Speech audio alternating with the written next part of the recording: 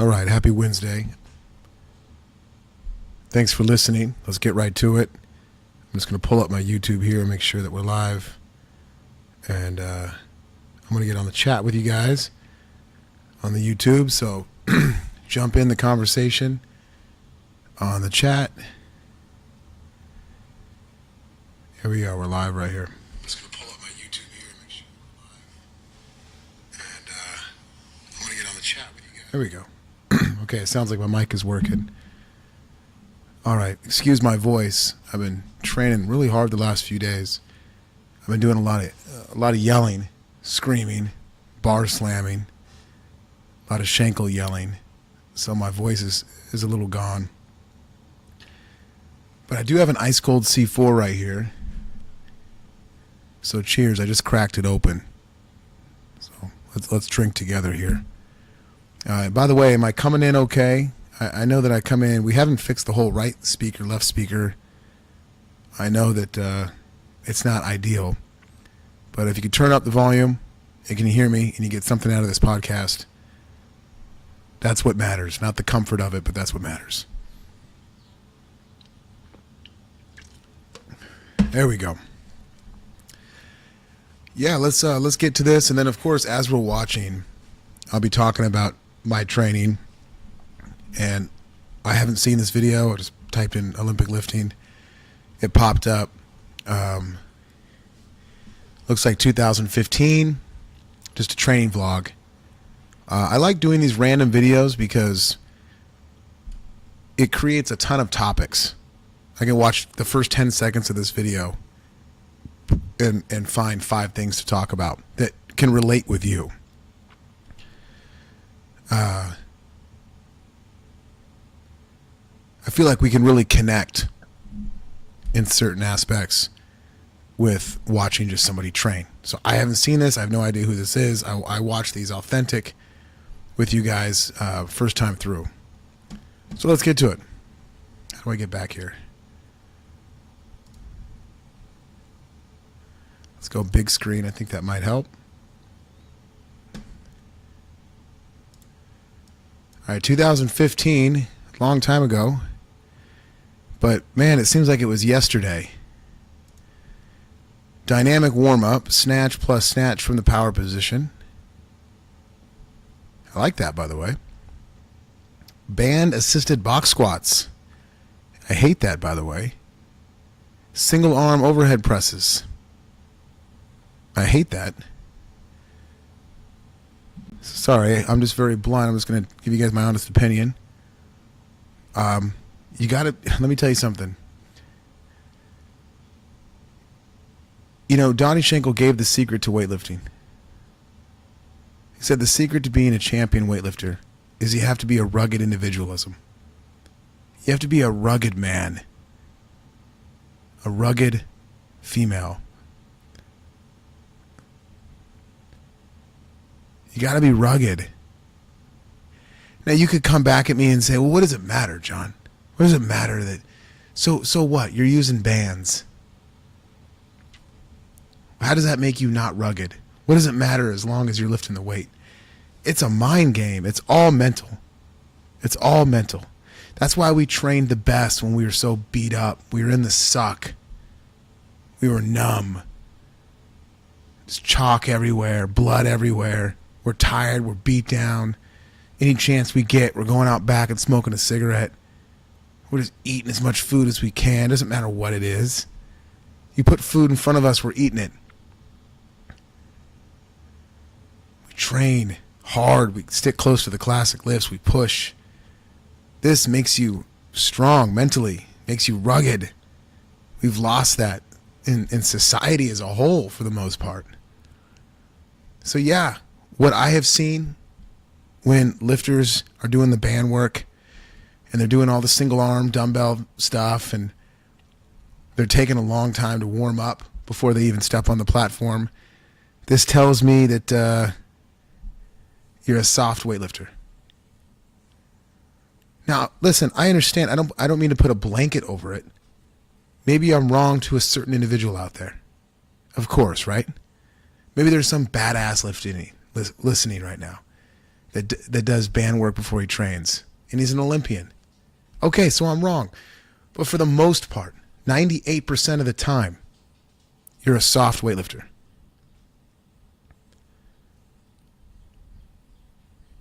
That's it. It's just a red flag. It's a red flag. If I go to the gym and start training with you, and you're doing crab walks with bands around your knee, I ain't training with you. It's done. We're over. It ain't gonna happen. Now, if you're a masters lifter, that's a different podcast. That's fine. I'm talking about heavy hitter, young bucks, senior division. I'm talking old school style. You know, when I do these podcasts, sometimes I think of myself at 24, at 22, at 23, at 25. We got Andrew. What's up, brother? Thanks for joining.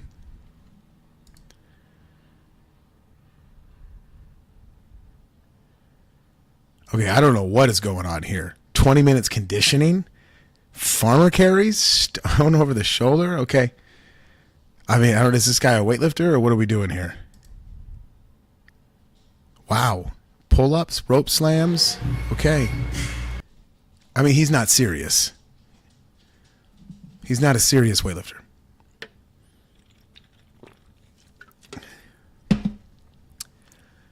I don't even know who this is. Training vlog. Again, they never put their names, by the way. Today's training vlog, 2015. Strengthening. Hold on. Gosh, have we broke this guy down before? I don't know. Oh, we have broke this guy down. Have we, Mike? The J2 Fit Strength and Conditioning, I feel like we've broke this guy down before. Why does he keep popping up in my thing? I can't remember if it was a good or bad breakdown.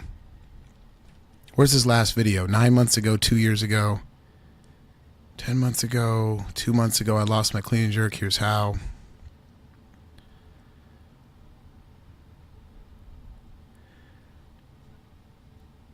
See, it's a lot of... See, it's a 100 kilo snatch. 100 kilo snatch. Clean and jerk 125. I'm looking here. 100 kilo power snatch. Okay. So yeah, I'm seeing no big lifts and I'm seeing no competitions.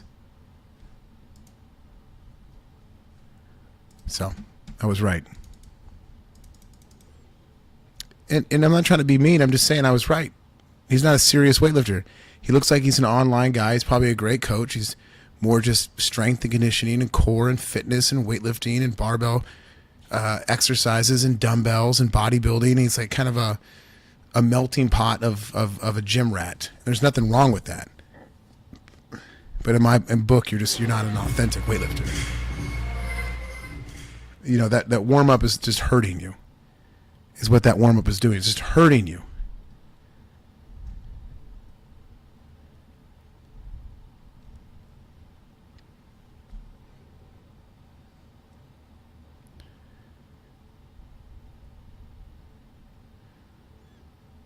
It's just fascinating to see people train.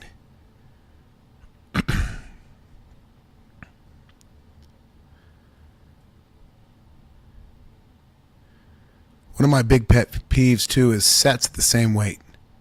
I can't stand it.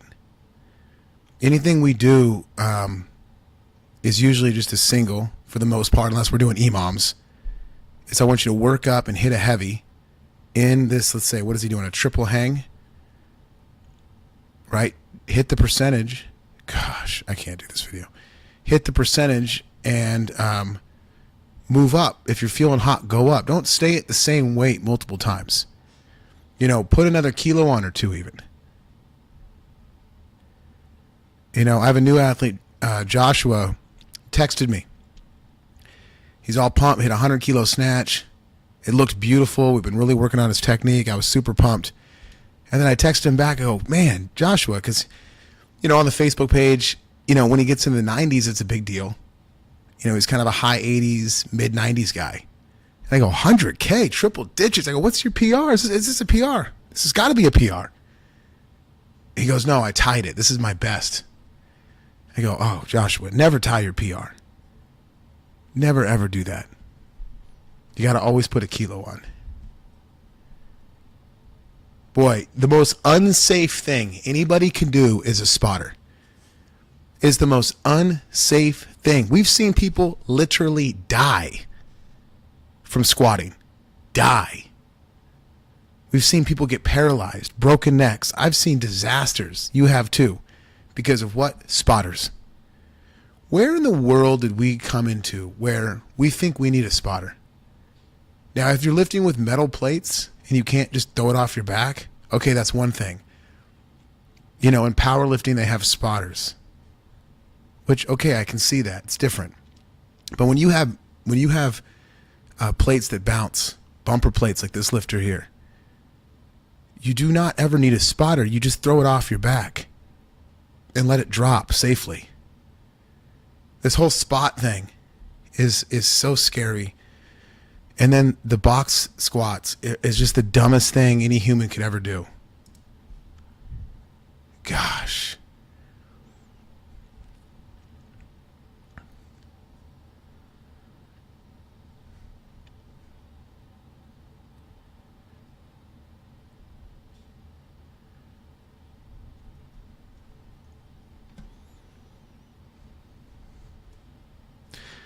So this is the point I'm making to you, listener.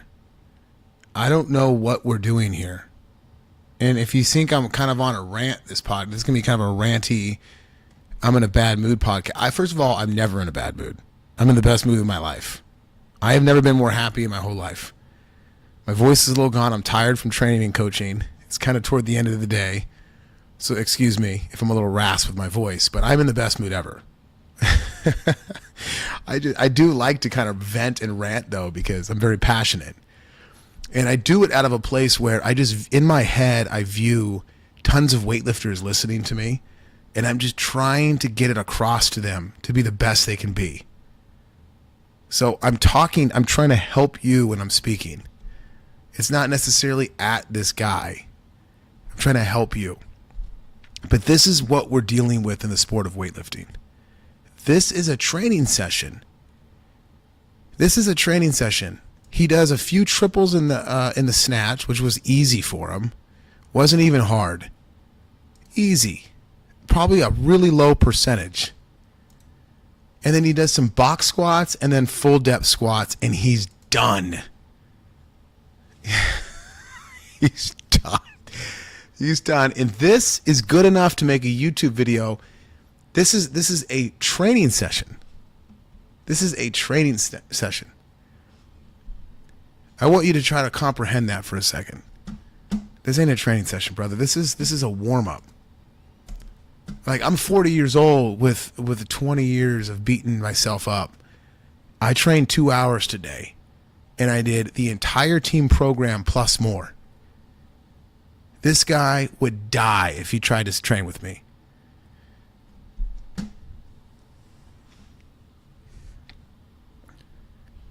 Again, I hope when you hear this, you're motivated to go train harder. That's my whole point. Okay, I don't want to just pick on one person. Let's find something else.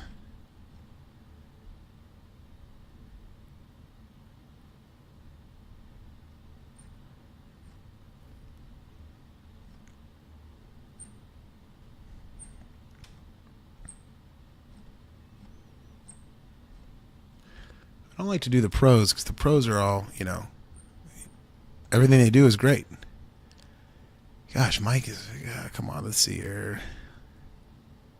Here you go. There we go. Here's a good one. 1 year ago, why lift training? Oh, this is going to be a great one.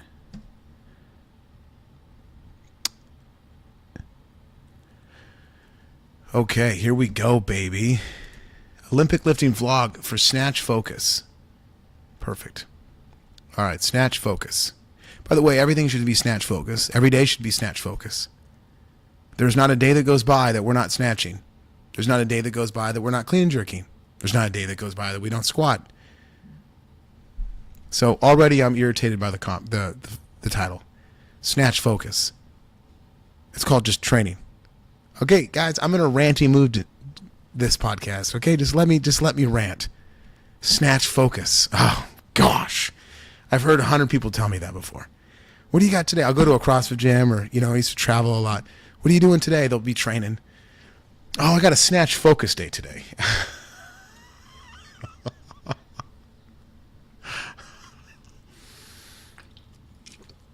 Oh my gosh, man! I tell you. Snatch focus. Tall lifter here. Got the Adidas shoes. I like it. Tall snatches. Good pull under. Oh. See, here's another pet peeve of mine here. Listen, don't call it a snatch if you're power snatching. This is a big thing with beginners and even kind of, middle of the road lifters, is they have no relationship with the depth. None. It's a foreign play. I can't tell you how many new lifters I get on the team. We have a big weightlifting team. I get a lot of hungry new lifters. Most of them quit. It's too hard. But of course some don't. It's the Bulgarian method, right? It's like any team. You drown out the weak to get the strongest, and then we go out to competitions and the strongest do the best. It's just life. It's any aspect of the world. But the number one thing I see, besides that no one eats, it's the number one problem. Off the bat, I could do 100 podcasts around the country. I can do a podcast tour with interviews. And if anybody asks me what the number one problem I see with weightlifting is, they don't eat. And especially you don't eat it right after training. If you ever train with me, the first thing we're doing is I'm eating within 20 minutes and I'm eating more than you. See, I take it seriously. I don't mess around. The minute training's done, it's time to eat. There ain't no grab assing. This is real life. I feed my kids through training. I feed my kids through weightlifting. I've literally made over the last 20 years millions of dollars weightlifting. This ain't a game. This is real life. This is how I pay my mortgage. The minute I'm done, this is professional training. The minute I'm done lifting, I'm eating.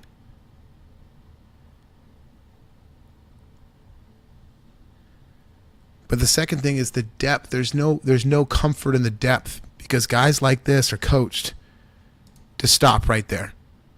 To him, that's a snatch.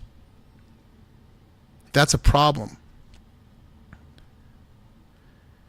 That is a weakness this guy has. And look, he's a good athlete. He's got a good ego lock, chin down, bar back. I like his technique.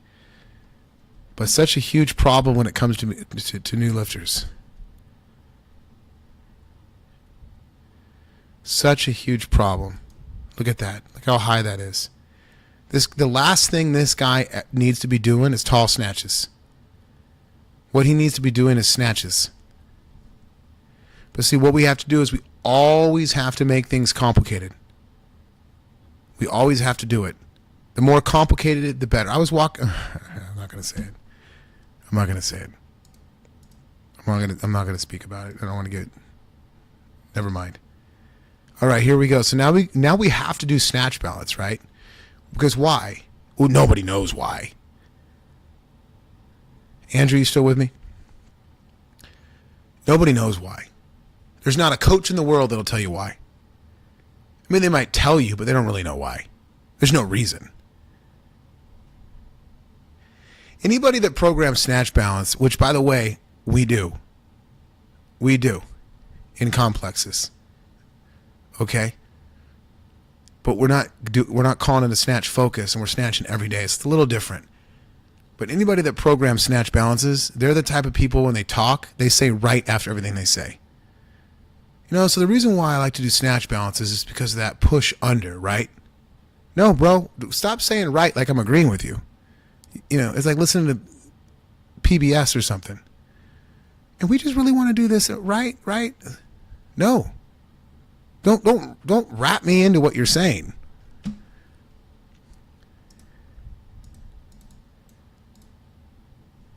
Okay.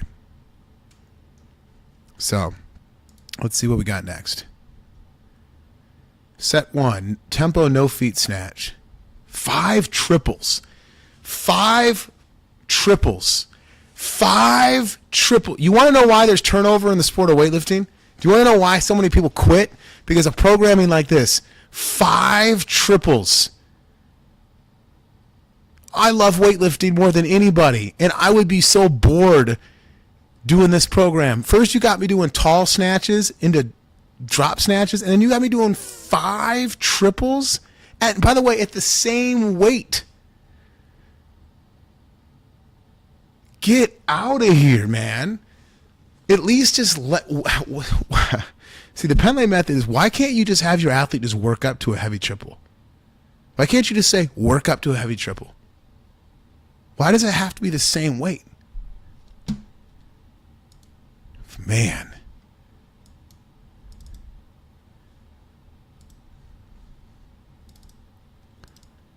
Gosh. So there's no power in here, by the way. There's no power snatch, but he's powering everything.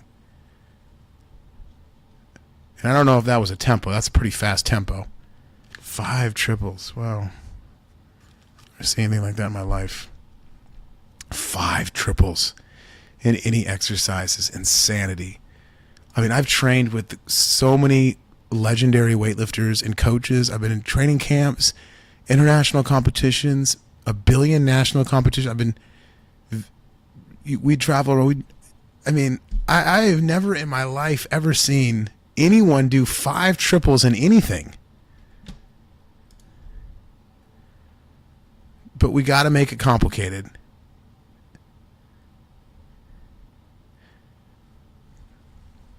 Set 2. We're just going to do the same thing over and over. But we're not going to work depth. We're not going to work technique. We're going to power everything.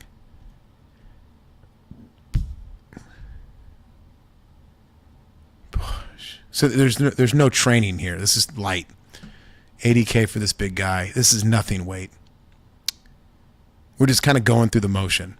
See, that's what I'm telling you. You're not breaking yourself to build yourself up. If you're listening out there. Yeah, Andrew, what's up, baby? I'm looking at my phone. When you comment, it gets me going. You're not creating mental toughness. You're not shocking the system. You're not breaking yourself to build yourself up. You're not learning how to train hard. You're doing snatches over and over and over at a pretty easy weight, and then you're calling it good. This is why these lifters don't reach their true potential. And then this is why they quit.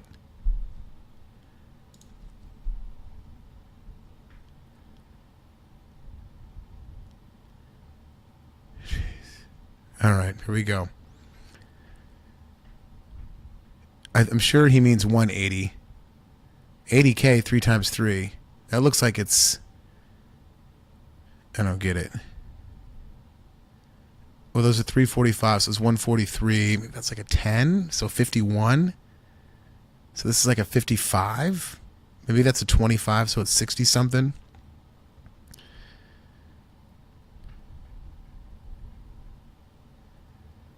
Yeah, this is just a mistake, but it's all right. Let's keep rocking. So the depth is just so bad. Look at even in the squats. You know what that is, too? I have an athlete who's similar to, we're really working on the depth. And I just tell this athlete, listen, you got to trust yourself. You got to be confident. You got to be fearless. It's mental.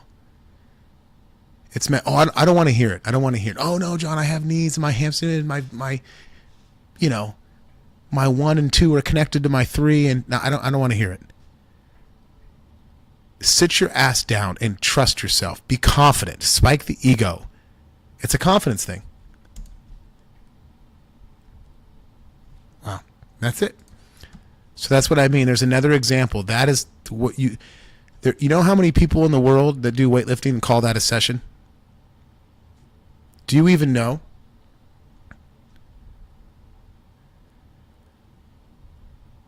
That is considered a weightlifting session. Andrew, you're on the chat board here. You must be just smiling right now. That's the problem with weightlifting. I hope this podcast helps people, you know, because I'm not going to sit here and just be Mr. Nice Guy and sugarcoat things. This is the number one problem besides eating, is that this is considered a weightlifting session. This athlete's not even tired. This athlete didn't even break a sweat. But, well, your programming is too hard, John. That's why people quit. Fine, I'll go to my grave with it. I don't give a... Then quit. Then quit. Go somewhere else. It's fine. Wish you the best. I'm continuing the Penlay method. It's the last thing I told Coach. So, good talk. I'm not selling out for you. I'm not selling out to please you. I'm here to get you good. You want to get good? Shut up and lift weights.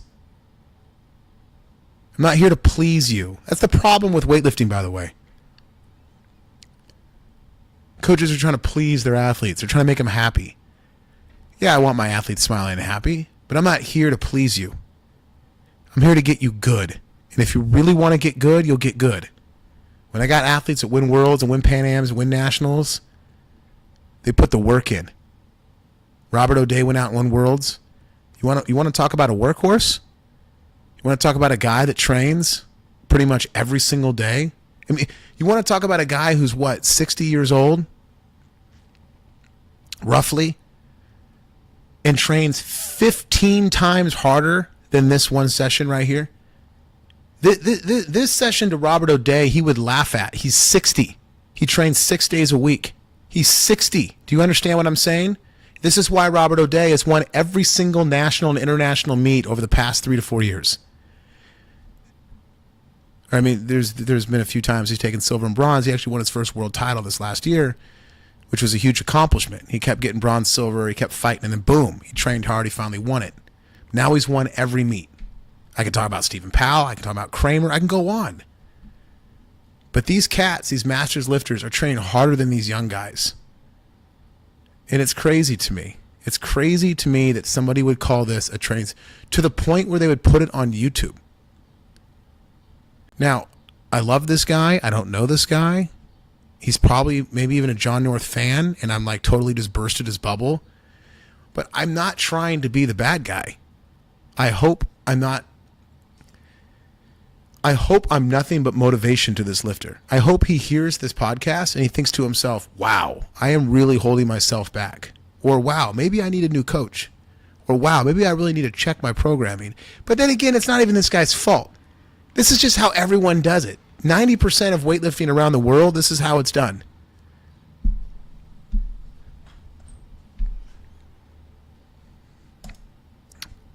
Next. Here you go. This looks fun. 39 years old, still chasing big lifts. Let's watch this guy.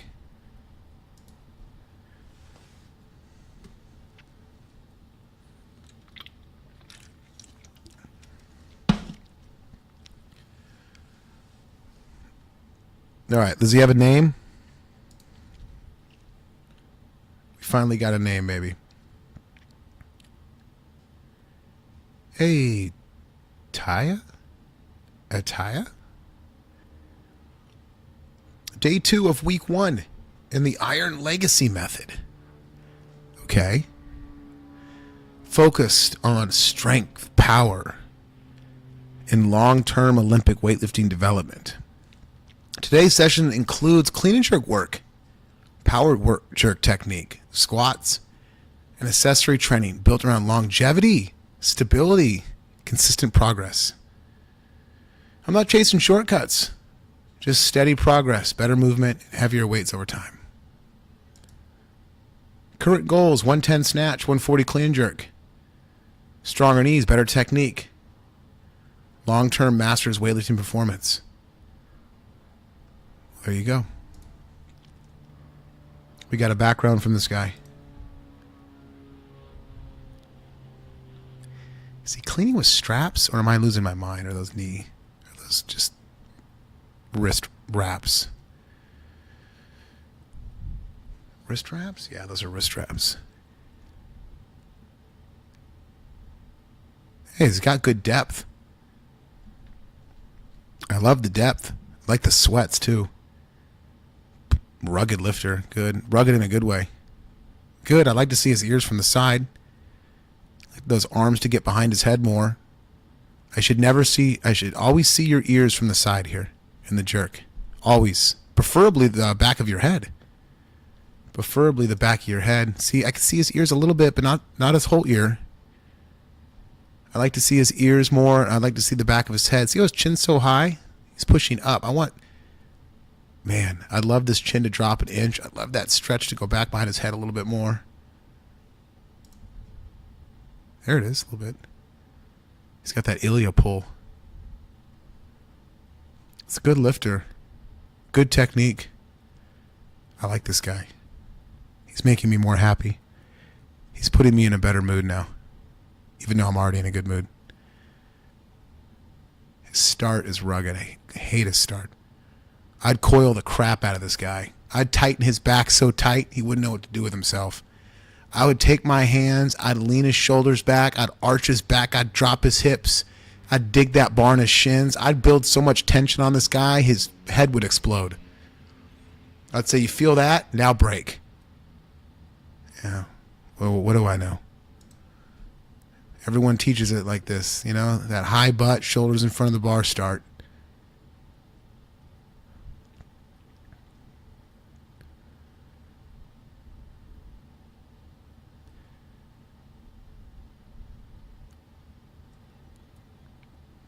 So really what I'm looking for is effort.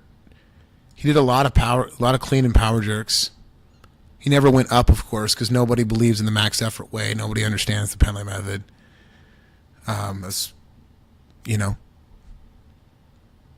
why Attitude Nation has the best Masters team in the world. I digress. We sweep every Masters competition around the world every year, all the time.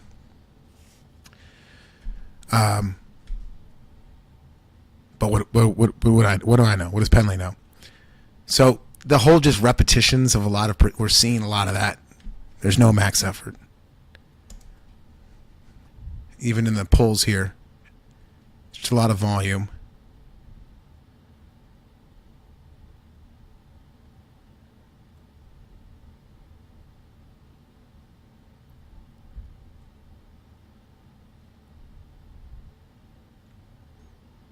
It is more of a well-rounded session, I will say. Out of the last few that we saw, I'm being the nicest to this guy. His session is definitely better. His programming is better. His technique is better. His toes are out, heels in on the squat. He's got better depth. He's training hard. He's going pretty heavy. It looks like it's a little challenging in every exercise.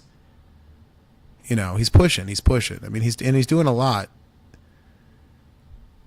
Yeah, a little cool down. We have these sometimes. So he did clean and jerks, he did pulls, he did back squats, and now he's doing step ups. There you go. You're doing some banded shoulders. The step ups were weak as hell, though, by the way. What's the point? What are you doing, dude? I would take that. When we do step ups on Attitude Nation, I call them high knee step ups. First of all, we're going to step up on a much higher block. We're going to drive the knee up. I used to do these with the NFL players at Cal Strength. Drive the knee up as high as we can. Step down, and automatically, with full fluidity, going right to the next high knee step up. It's too easy. The whole session's too easy. Oh, it's week 1, John. Okay. All right. Yeah, isn't there always something? Isn't that funny? No matter what I say, anywhere I go, there's always going to be a rebuttal. It's week 1. He's 39. He's coming off a past injury. He just got back from vacation. He didn't sleep good last night. His carbs are down. It's oh man, it's so funny. Everyone always has something to say. We didn't say shit back then. Like, when Dave Spitz and Glenn were coaching us, nobody said nothing. Nobody cared how we felt. Nobody asked how are we doing. There's no one cares. No one cares. Do your job. Just do your job. Shut up. But that's not the mentality these days. Everyone's going over feels and comfort, and I want to feel good and look good and have longevity. I don't know. I'm 20 years in and I'm still going heavy and I feel great. I feel 22 years old, but what do I know? Let's see what he has to say here. I like this guy though. I really do. Oh, jeez. Oh boy, I hope this guy doesn't listen to the first 10 minutes of my podcast today. Alright, that's a video. That's day 2, week 1. And I'm trying to qualify for World Masters of 2027 in Japan. Alright, follow along. My next competition's in August. I'm making probably a video a week or multiple videos if I have time to post them and edit them. But trying to go for at least one video. I like this guy. If he's listening, I'm sorry for coming at you with the high step ups. I don't like the crab walk band work. I think you could have gone a little harder. I think you could have gone heavier, but, you know, that's just my opinion. But overall, the program was good. He trained hard. He's a good athlete. He's got good technique. I love the fact that he's doing the video.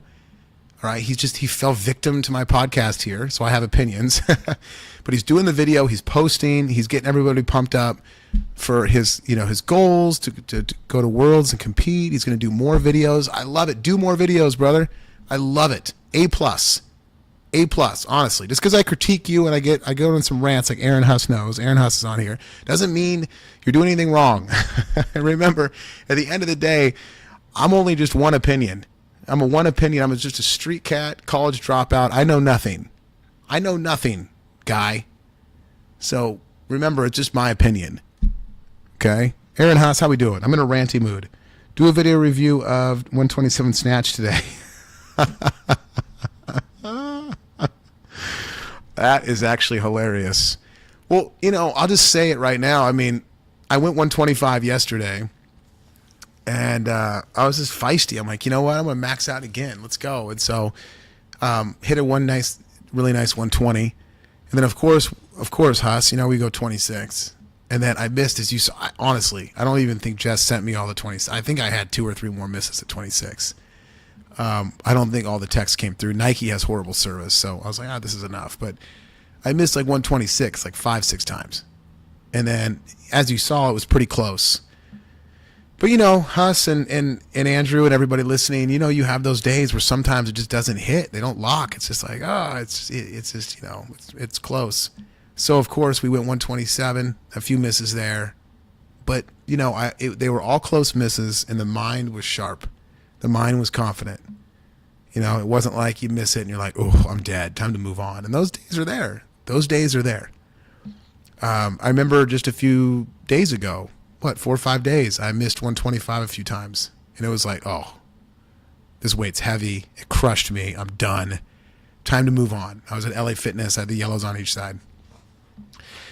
So there's sessions like that. Today was not that session. I could have went another hour. It was like the building champions at Cal Strength video. I just could have kept going and going and going and going. And in situations like that, I'm a big believer in just continuing to go because they're that close. And so I eventually knew that 27 would hit because I never had any doubt in my head. Now, what's interesting enough is that I think I was a little fatigued from yesterday. That's why my technique was a little shaky. My legs were shaking. I was a little tired. I'm not going to lie. Yesterday was a really big day. I went 125, 145 with a big 180, all comeback PRs.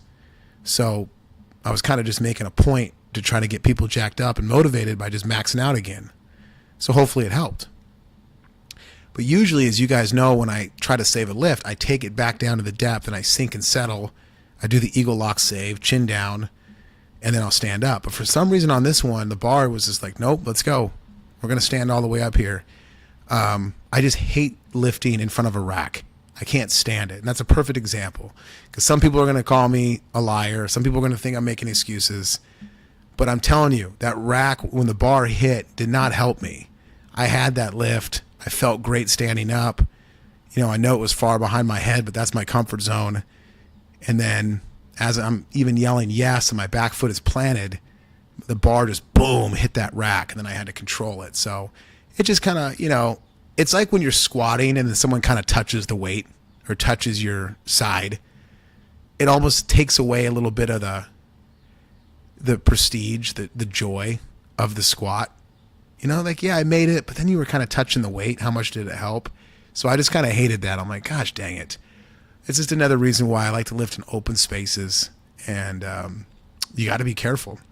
Actually, if you look at a few, Jess took away the rack where the bar sits on when you're squatting, because a few of the 166, when I missed behind, almost landed on the rack and could have hurt me. I mean, it kind of like the Kevin Ogre situation where the bar bounced up, landed on his neck, and he got paralyzed.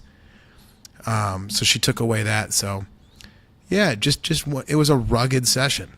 It was. The day yesterday was clean. I had no misses, had a huge day.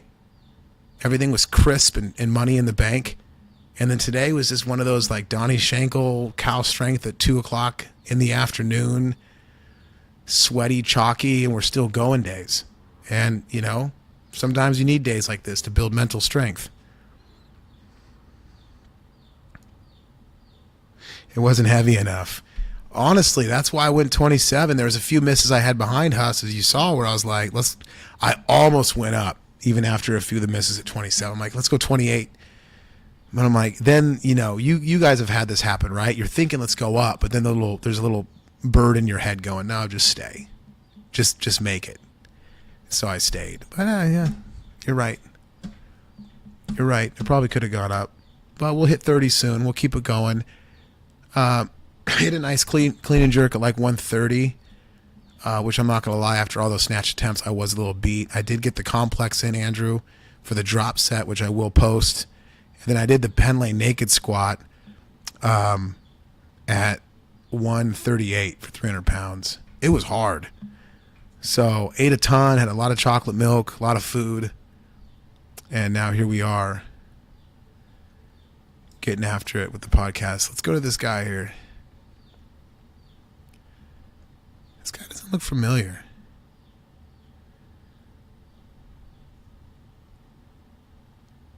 There you go. 1 month ago. Well, this is going to be an interesting video. I'm here in Seattle, Washington, and I'm going to go lift at the Seattle Barbell Club Sunday.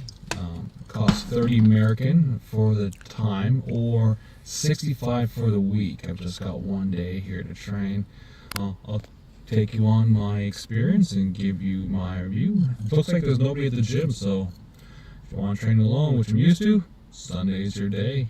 Communication's really easy. Just go online to the website and it will communicate through email. And the guy's Derek, and so far so good. Let's see what it's like on the inside. All right, just in the gym now, like I said, by myself. This is their setup, which is in a strip mall, which is really interesting. I always wonder about the noise and the vibrations. By the way, that gym looks awesome. That is my type of gym, by the way. I love that. Old school, got good weights, platforms look nice. I don't need a big space. That's a nice gym. Bucks, it's all brand. So ZKC, which is a Chinese brand, but solid equipment. Also powerlifting bars, barbells, blocks, stands. We got some rowers. Got the GAH. Got a belt squat. A cabinet. Yeah, small gym. Plates. Look at that. I gotta go train. I like how they have the resting chairs right there. That's cool. It's cool. 1, 2, 3, 4 platforms here. Pretty sweet setup. Got a bunch of medals on there. Gym in here. My kind of gym. Power snatch. So I'm just working on no foot power snatch.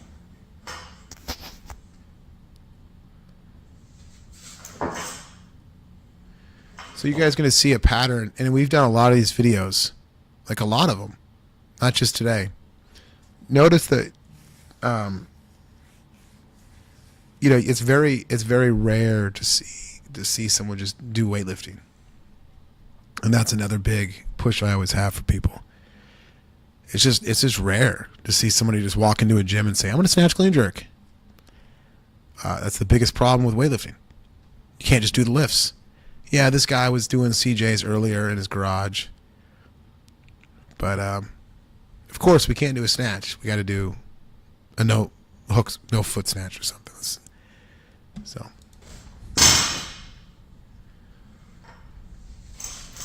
Yeah, I can't. It's probably the worst technique I've ever seen, to be honest. The fact that he's dragging his thighs the entire pull is absolutely insane. It is insane. That is what you call just by being brainwashed by coaching that took place in 1940.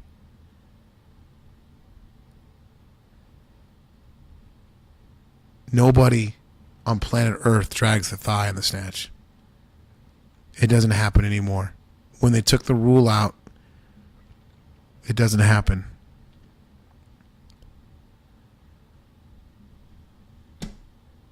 And of course, the reason why he's dragging the thigh, there's no contact in the hips. He's pulling straight up. He's pulling just with his arms. He's pulling right past the hips.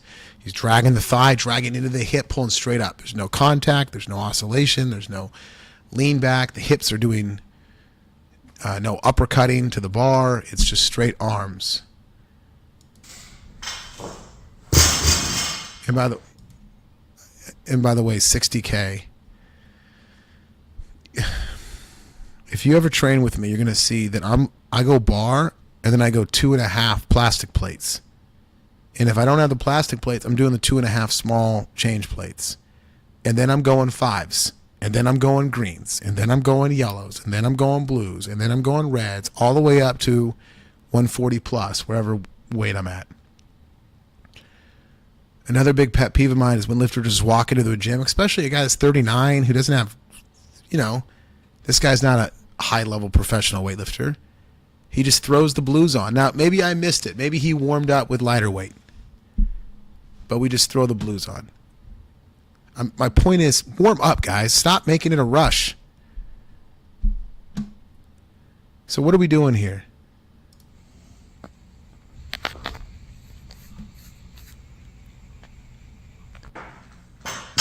So I'm just working on no foot power snatch. So he did say power snatch. I was looking for that. Okay. No foot power snatch. I'm just trying to push my heels hard against the floor to generate power and not pull too early. I've been doing this 21 years now almost. And again, I'm not coming at the guy. I'm just trying to I'm going to shoot the shit real here. 21 years in the game. I have no idea what he's talking about. What do you even mean? What do you mean? This is what you mean by you're overcomplicating it.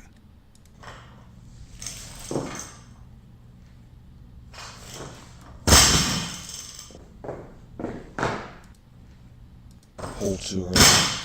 My heels. I'm just trying to push my heels hard against. I'm trying to push my heels hard. Hold on, I'm sorry, I gotta hear this. Hard against the floor to generate power. Something joint. And not pull too early. Not pull too early. To not pull too early. I'm trying not to pull too early.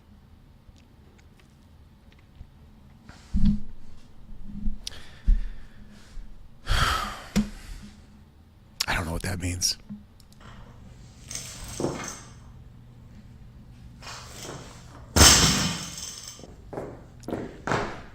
Is that a Lico bar? It's nice. This athlete's got a good lockout.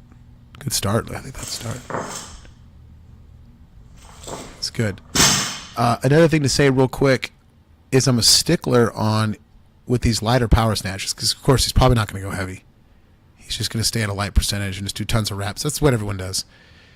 Is even at the lighter weights, though, for this athlete, I want you working the power line. See how high he catches? There's no carryover. What's the difference between a power snatch and a snatch? Nothing. There shouldn't be nothing. When you do a full snatch, heavy snatch, you're locking out right around 90 degrees. As that bar before it pushes you down to the hole. You're turning over and locking in the pull down around 90. Sometimes a little lower, sometimes right at 90. But with really heavy weight, that's it. So the only difference is that it's the power weight is light enough for you to hold the 90, and the heavy. See, he's already done. Oh my gosh. I don't know why I watch these videos. Why do I do this to myself? Just another example. His shirt ain't sweating. He's not working hard. I'm sorry, dude. You're not working hard. I love you to death, but you're not working hard, man. That is an excuse for a snatch session. You're telling me that's it? You're telling me you did a few sets at 60, 2 sets at 65, easy peasy, caught super high with almost straight legs, and you're done? You're done? I really hope that people are hearing me on this. This is the problem. I don't want you just going to Worlds, brother, which is a great goal. I support you. I want you winning Worlds. And we ain't going to win Worlds like that. We have to push.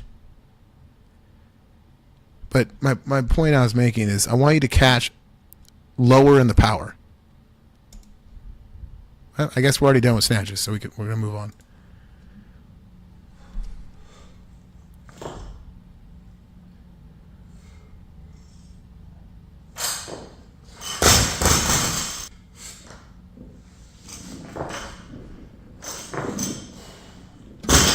Video froze. I don't know. I lost. Is he doing no feet power cleans? Let's go back. We missed it.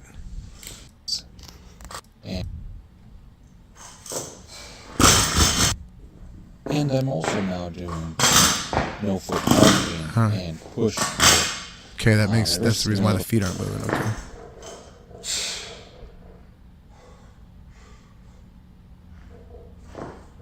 Good jerks. I'm telling you, those push jerks are fire. But just want to give you a little taste of my workout for the day in Seattle. All right, hopefully you enjoy, and hopefully you find your way to this barbell club and train. 85K front squats.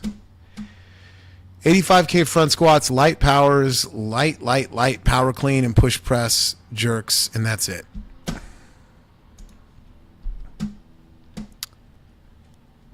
Yeah. Hey, let's go to my athlete right here. Grinding.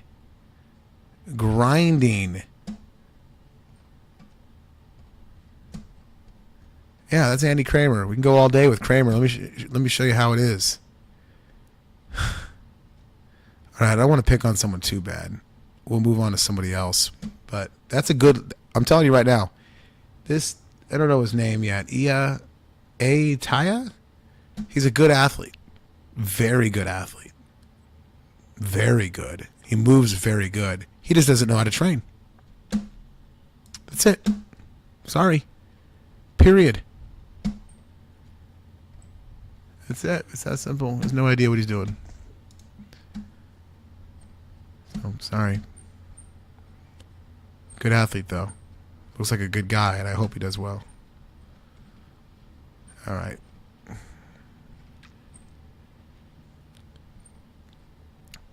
Let's get someone really good that I really like, that I'm going to... very more complimentary. I feel like I'm being too negative.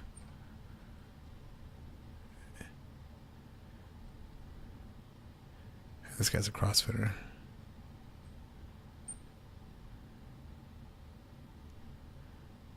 Mm-hmm.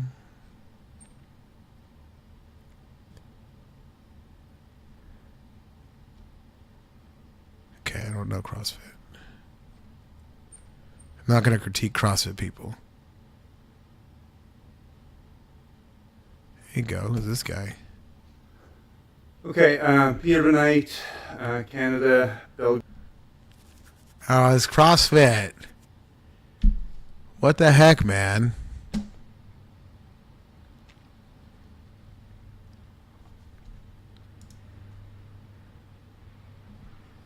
Internet keeps freezing.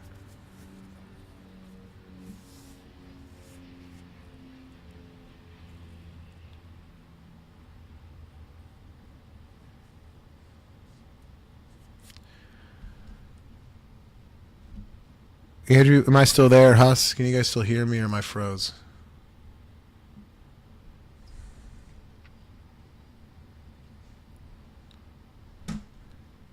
We are frozen. Chat board, can you hear me?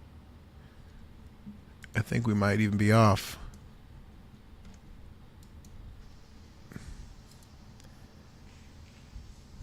Oh, we're way back here.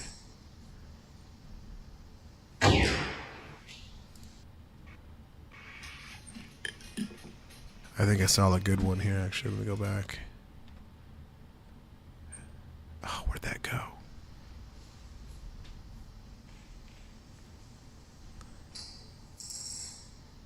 There you go. Here we go. Good morning. Oh, that's so bad. What the fuck? Anyways, today is a really exciting day. Anybody know this guy? Day at the gym. You better let him know I'm doing a podcast on him. He's in my what do you call it? My sights. He's my next victim. Okay, now it's time to go to the gym, and hopefully I do well. So I'm at the gym. They're not open right now, so I'm just waiting in the car.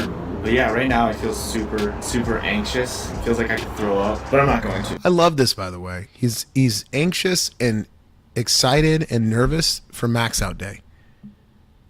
And that tells me two things. A, he doesn't max out enough. But also tells me that he loves weightlifting. He's jacked up and he wants to do really good. So I love that. That's awesome. We should actually all be more like this. Taking every big Friday very seriously. Oh man, I'm gonna put my singlet on. Like I'm gonna get together with my crew or turn up, my favorite music, and or put on my favorite weightlifting competition on YouTube. I'm gonna take my time and really just take my time like a real meat and have some fun. And then sometimes not even thinking about the numbers, just having fun with weightlifting. So already I love this guy. I don't know, it's just crazy how as weightlifters we train every day. Train so much to lift 1 more pound or 1 more kilo, and you just hope that your training pays off so that you can lift that. I love this guy. Trains every day for just 1 kilo. He's basically talking about the sweat bank. You want to you hope it cashes out, right? All the hard work cashes out. Who is this guy? It's 5 years ago. I love this guy. Eric Fong. Anybody know Eric Fong? Reach out to him. Andrew, what's up, baby? I'm loving this guy already. I don't know, right now I'm just feeling that. I'm just nervous that I can't lift that or I won't perform. But who knows?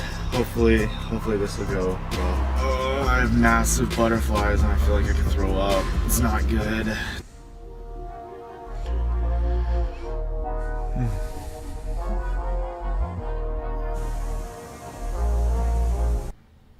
All right. Okay, he's got a good bar.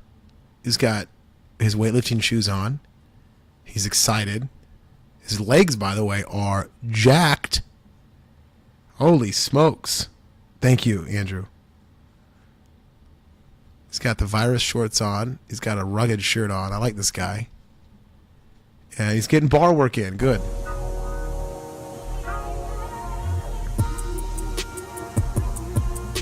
See this? This is a good video for people to see. He's doing a lot of bar work.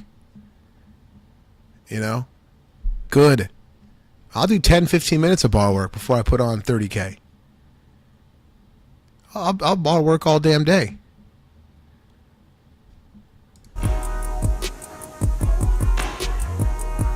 Oof. Oh, mistake. Big mistake.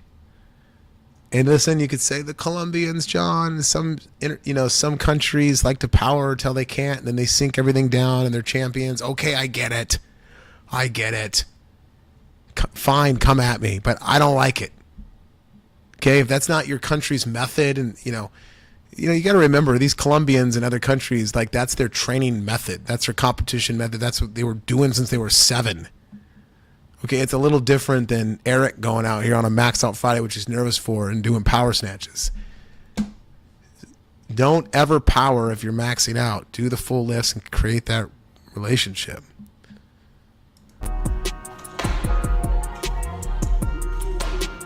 There it is. There you go. He's got beautiful technique. Who is this guy? His feet are moving really nice. Click, clack. I mean, this is 5-6 years ago. This dude could be a national champion right now. I don't even know. Eric or Andrew, can you look him up and see what's popping with this cat? because his technique is money.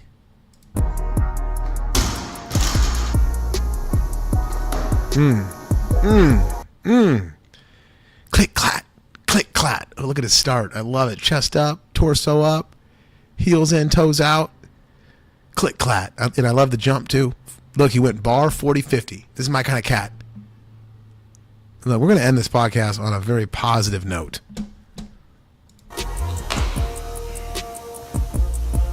Put on those blues. Put on those blues, I'll be happy. There you go. He's got to deal with some freaking CrossFitters behind him. That's the worst. There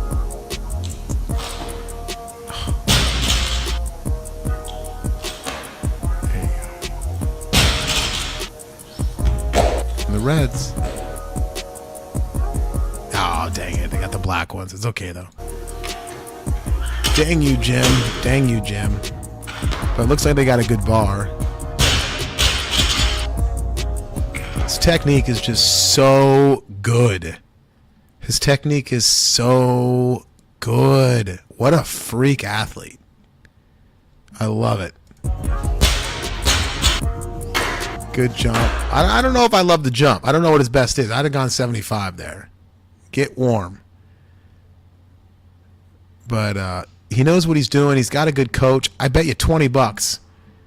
He's got a good coach. Gosh, dang it, that's good. His feet are... I got to hear the feet, though, brother. Yeah, see, his feet are getting softer the heavier it gets. I understand to a certain extent that'll happen, but I got to hear the heel thud. I got to hear the heel. You got to keep moving those feet harder. Do not let that weight win. You pull yourself under that bar and you slam those heels down even with heavy weight. And why are you doing so many sets at 80? I didn't like the jump from 70 to 80 in the first place. Now you're just hanging out at 80? What, your best snatch is 100? You're going for 102 today? Get off 80, bro. Let's go.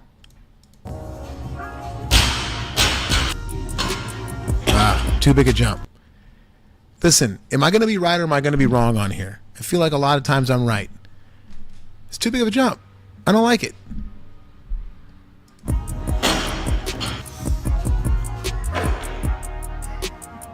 I was wrong. Oh, there you go, though. There he makes me happy now. He makes me happy now. 95. Hey, I wasn't probably too far off with the 100K, though.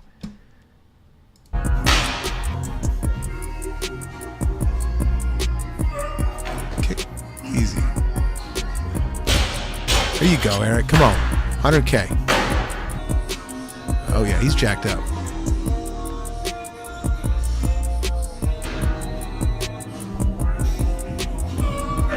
Tight. Easy. The slam, 105. I was wrong. His lifts, his snatch is higher than I thought. So I'm wrong. I've been wrong the whole time with this guy. He's right. I'm wrong.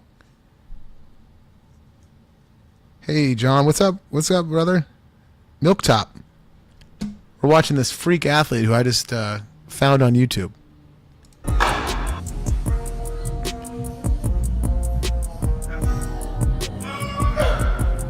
Oh, yeah. That was like my save today, but I hit a squat rack. Oh, I hate that, by the way. Eric, don't you dare. Oh, it's my biggest pet peeve. The head shake, oh, it wasn't perfect. No, it wasn't perfect. Oh, I had to walk it back a step. Oh, darn, Eric, come on. Do better. I hate that attitude. I hate it with every fiber of my body. Get out of here, bro. Get rugged and get rough. Who cares if you had to take a step back? Who cares if it was a little shaky? He's that lifter that's negative. You know, oh, I just, it was a good session, but it just didn't really go that good, and I wanted more, and blah, blah, blah. It's just all negative.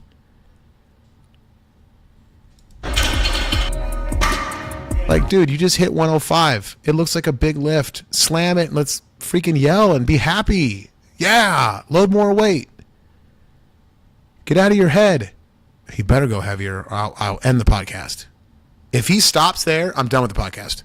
I'm done. I won't do it. He better put those. Thank you. Thank you. I would have, by the way.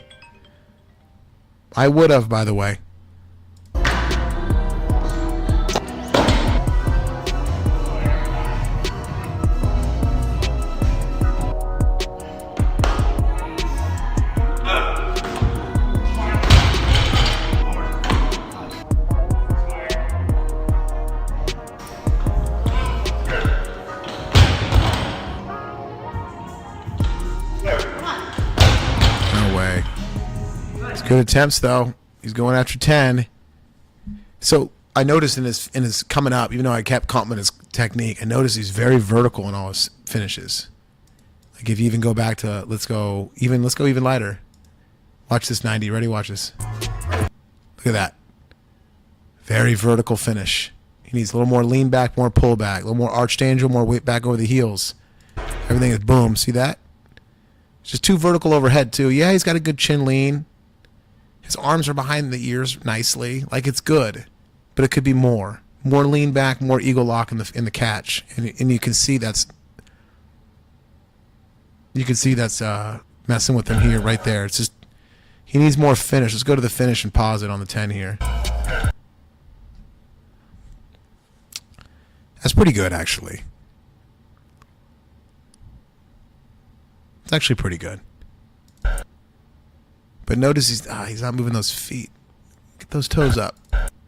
Yeah, it just looks heavy. He's doing pretty good. I still would add a little more lean back. More lean back, more heel thud. But I know it's easier said than done.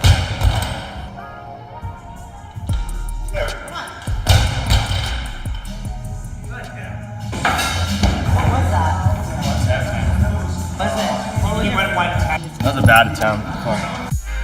So I really wish we know what his best snatch is. Like what is his best? You got to bring us in, brother.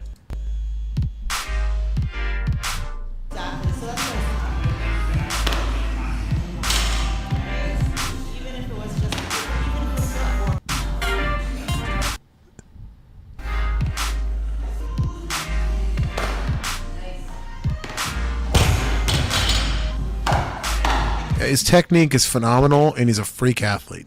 This guy, I'm going to say this right now. He looks young, and he's a freak. This guy, it's been 6 years since this video. He should have won nationals by now. If he hasn't won nationals by now, he's a softie. He's a softie. There's no way a guy this athletic with this good of technique, already going after 110, clean and jerking already up at 125 at a very low body weight, he better be on a national podium right now. And if not, he needs to fire his coach. He needs to figure it out. I'd love to see his normal training, by the way.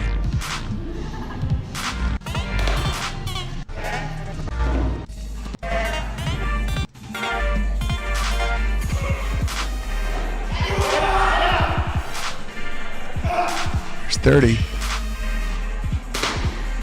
Easy. Look at that.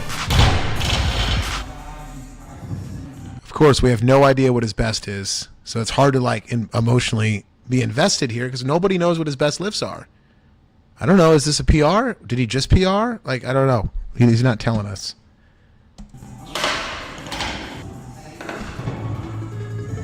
What does first attempt mean? I don't get it.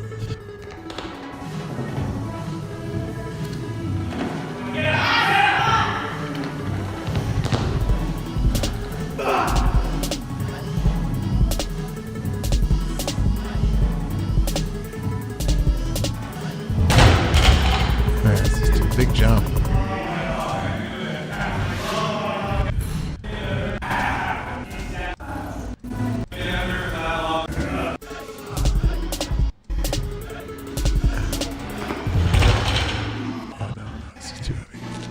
What happened at my recap.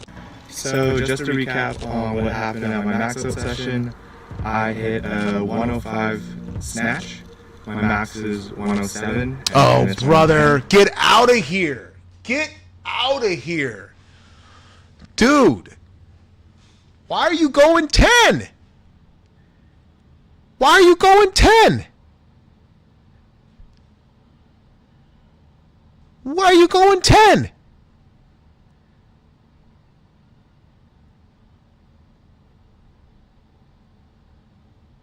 Why are you going 10?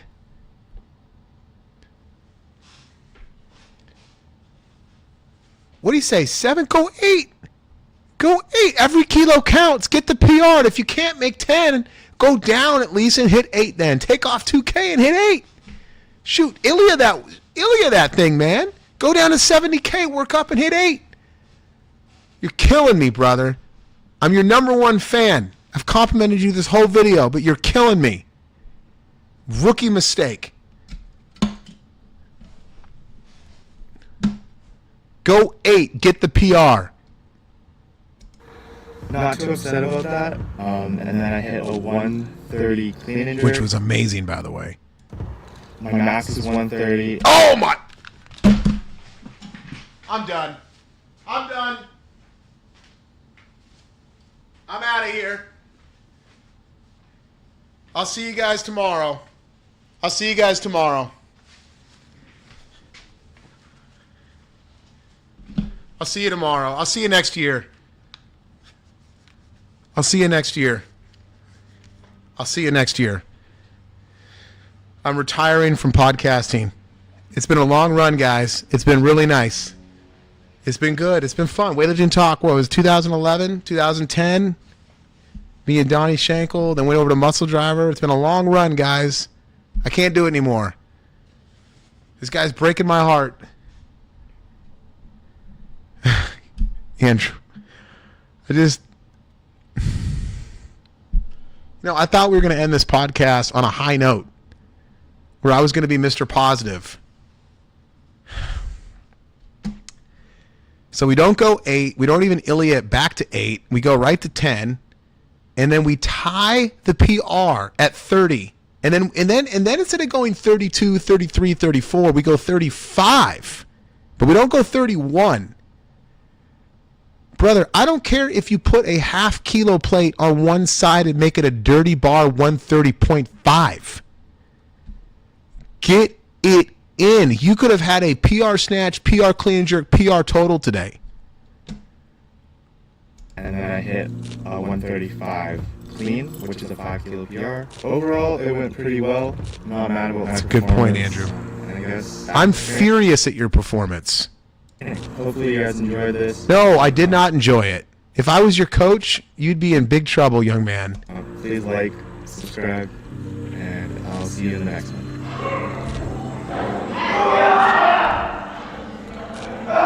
Dude, just put a kilo on this bar, brother. Just put a kilo on the bar, and you got yourself an all-time PR clean jerk. Then you go out to Olive Garden. You go out to Olive Garden, have a great dinner, and celebrate, and cheer, and have breadsticks. Instead, you tie it.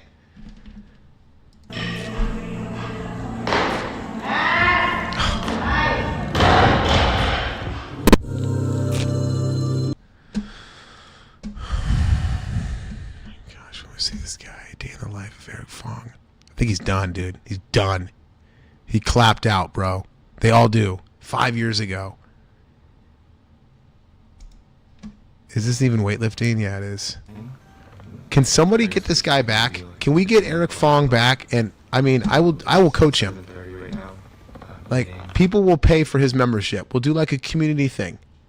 Because I don't want to say for free, because that's unfair to the athletes I have. But like, I'm sure Andrew and some other cats, everyone would put in like $5. We'll pay for this guy. It's not that much. But seriously, screw the money. Get this guy on my team. Let me coach him. I can make this guy a champion. I'll make this guy a national champion. This guy's a freak athlete. He's got great technique. He just has nobody in his corner that knows how to train. He just doesn't know how to train. Guys, this is the #1 problem. This entire podcast is really just a stream. It's not even a podcast, it's a stream. You're seeing the #1 problem. Nobody knows how to train. Are you seeing the programming that we're seeing? Are you seeing? But isn't it funny how everyone's a Cal Strength fan? Oh, I love the Cal Strength videos. Then why don't you train like them? Well, my coach. Oatmeal and watermelon, and then I'll be. Andrew, are you still looking for him? Can we find this guy? So he's gone, Andrew. He's off the gram. We need to reach out for him. We're getting this guy back in it. I mean, look at this, though. 1 rep max power snatch. The guy loves maxing out, Andrew. I like this guy. He loves just maxing out. So that's one, you know. Oh, here he is at a freaking CrossFit gym. This looks rough. Skinny CrossFitters with a bar that doesn't spin with big old bumper plates.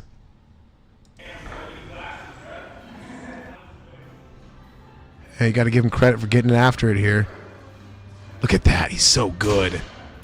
He's so good.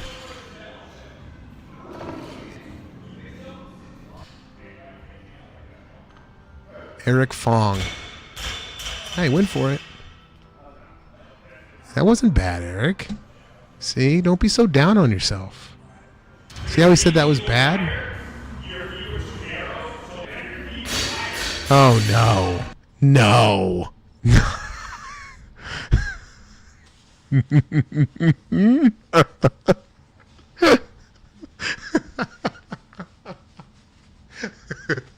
Okay. Oh, no. Oh, no. Oh, no. Here. I'm not trying to be mean.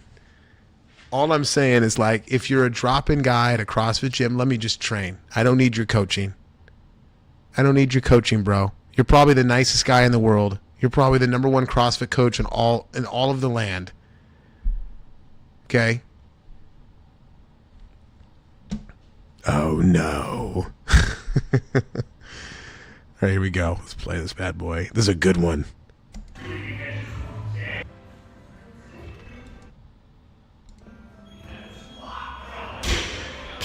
And what'd he say? What'd he say?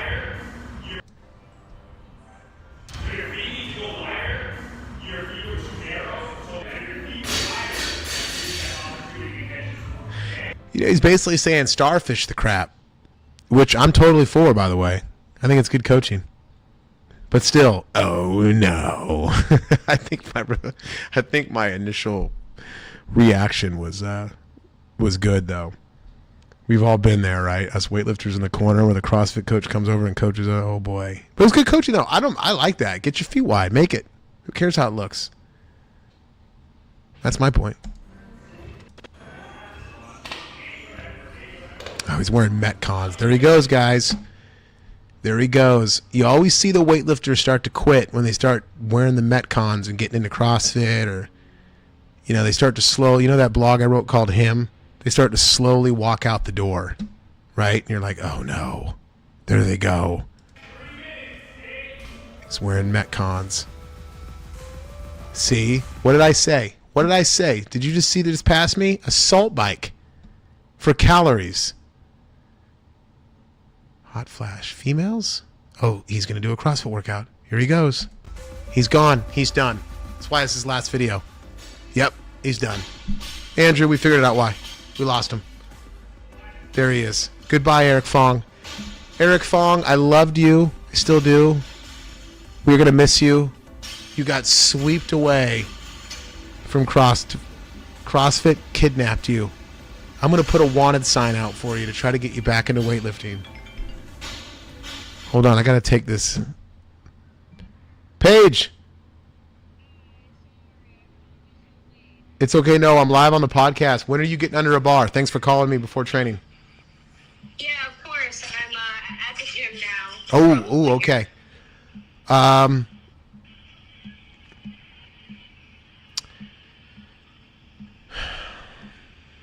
just... What you need? What you need me hitting today? I want 70%.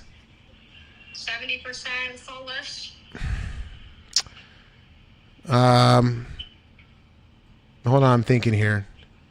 Well, it's okay. Sorry, I'm Put you live. on the spot kind of, so. We're writing your program on the podcast live on air. Oh my gosh. Hi, everyone. Hi. Say hi, Paige, everybody. Hi. Let's go.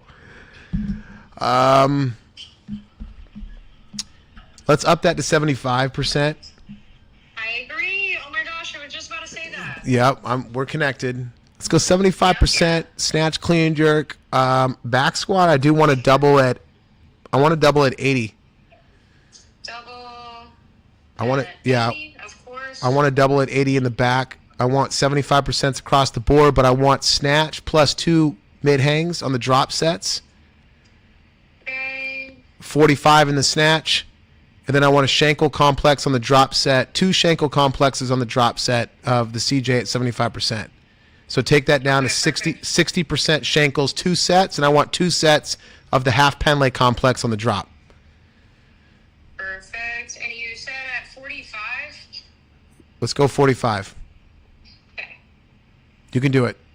That's going to keep, let's keep the tension, and then hit that double at 80 in the back. Get some presses, get some curls, some light back extensions. Give me some death marches, Penlay death marches, 2 sets, 10 yards. Go eat, text me the videos. Okay, I have it all here. Perfect. Okay. I will start warming up for that. I'm all ready, so. I love it. Let's go, and we'll always have this recorded on the podcast forever. I know, it's so funny. I love it. Hello, Hello. future me listening to this podcast. But by then you'll be married to Senate. Oh, yeah. I listened to the podcast. It won't be that long, I promise. And then you'll be on the Olympic team. I hope so. Come on, baby. First, let me be 75% lifts. Yep, no, you're going to do it. We're saying goodbye to Eric Fong. You'll know what I mean once you listen back. But call me when you're done. Okay, sounds good. I'll call you soon. All right. Thanks, Paige. Thank you. Talk to you soon. Bye.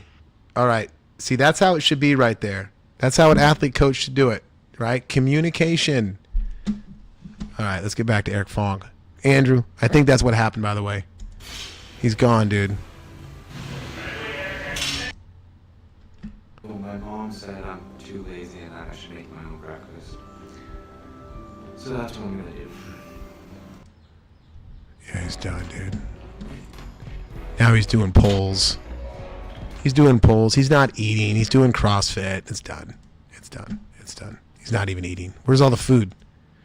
Let's see what happens actually when he got back from his... Oh, yeah, here you go. Here we go. Here we go, Andrew, if you're still listening. This is going to get fun. Let's see how Eric Fong is eating. So that's what I'm gonna do. So we just got done with a big weightlifting session, kind of, and then a CrossFit workout. But remember, he's going to go back later and do Olympic lifting. Let's see how the food is. Now, when I wake up at Donnie's house, this is not a joke. I'm not exaggerating. Donnie makes 60 eggs. Ask him. If you don't believe me, ask him. 60. What is it, 40 pancakes? This is what he eats for breakfast.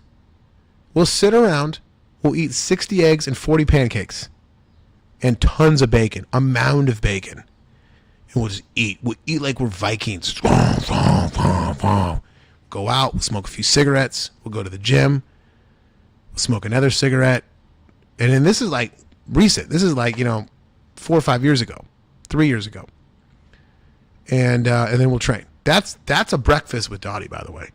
Now, you're going to gain weight. We're not going to gain anything because we're going to the gym. We train for 3 hours straight. We're just going to burn it all. But that's a real breakfast right there. I mean, she's not wrong.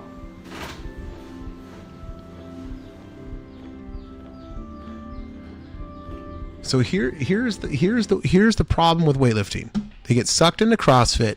They can't stay on track, and they don't eat. Nobody knows how to train. Again, it's the same points I keep making over and over. If you're bored of me making those same points, then just turn the podcast off. Hi, baby. How are the chicks? They're inside. Oh, chicks are inside. If you're bored of me saying the same thing over and over, just turn it off. But it's just one example after another. Now, of course, we can watch professional weightlifters that are winning nationals, making teams, going to the Olympics. It's a different story. But I like to showcase kind of like just your normal, like right here, right?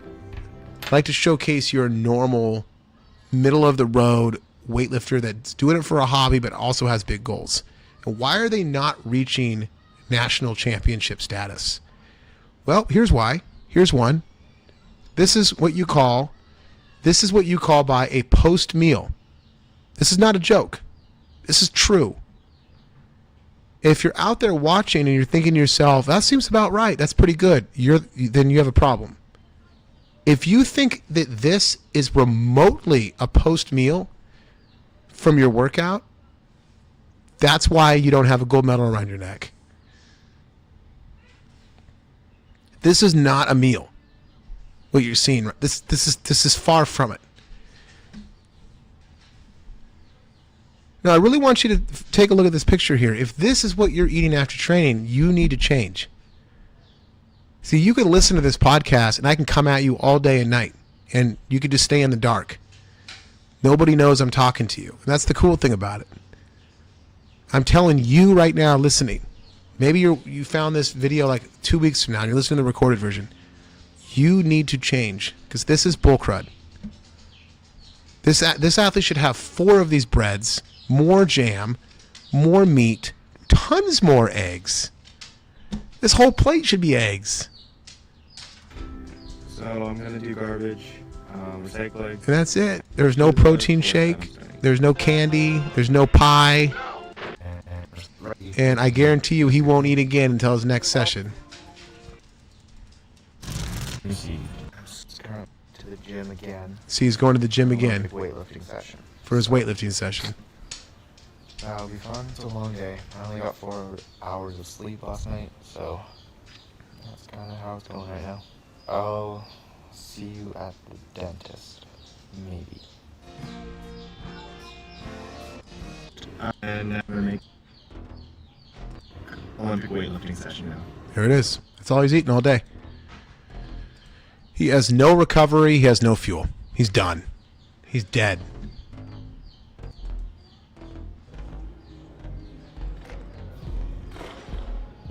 He's gassed out. Quick session. Quick session. Only an hour. I'm rushing. Only an hour, brother. You know how much I get in an hour? You'd die if you knew how much I get in an hour. Let's see what you did in an hour. Again, you can call me mean. I'm just being honest. Let's see what you did in 1 hour. Hey, ask Tim Walker what we get in an hour. Tim Walker. Train with Tim Walker. See what he gets in an hour. So we got heavy power cleans. Or power clean comp jerk. Up to 100K. Of course we're doing reps. Hi, baby. Oh, you need help with that. Okay. Why go up? Why go up when you can just do the same weight? Just do the same weight over and over. Oh, yeah. The walk around coach. Oh, yeah. All right. So we did those. Those would take me 15 minutes, 12 minutes. Of course, pull. Pulls. That's it. Okay. We're doing some abs, which I've never done an ab workout my whole life. That's it. So we did power clean and jerks, pulls, and abs. 1 hour. Do you know how much phone time, sitting, resting, talking, grab-assing you would have to do those 3 in 1 hour? Again, another problem. Hi, baby. Yeah, let's do that, buddy. What do you want me doing? I don't know where it is. I just had it. Is it in here?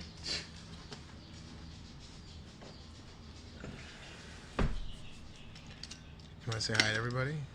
Oh, yeah. Then can you put the juice in?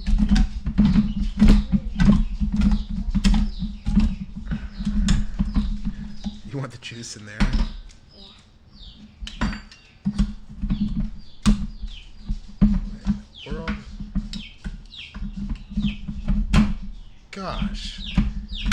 What is happening?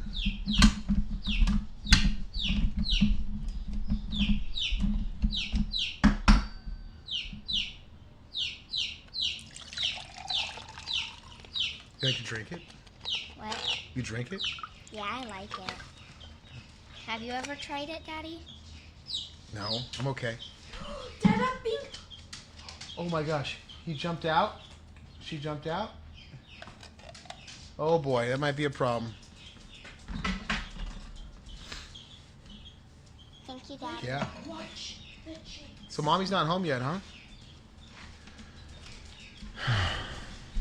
All right, 10 more minutes and I'm out. All right, Eric Fong, I give you a B, a solid B. I'll give you a B plus.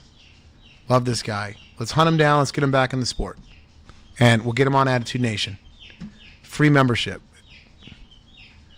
How about that?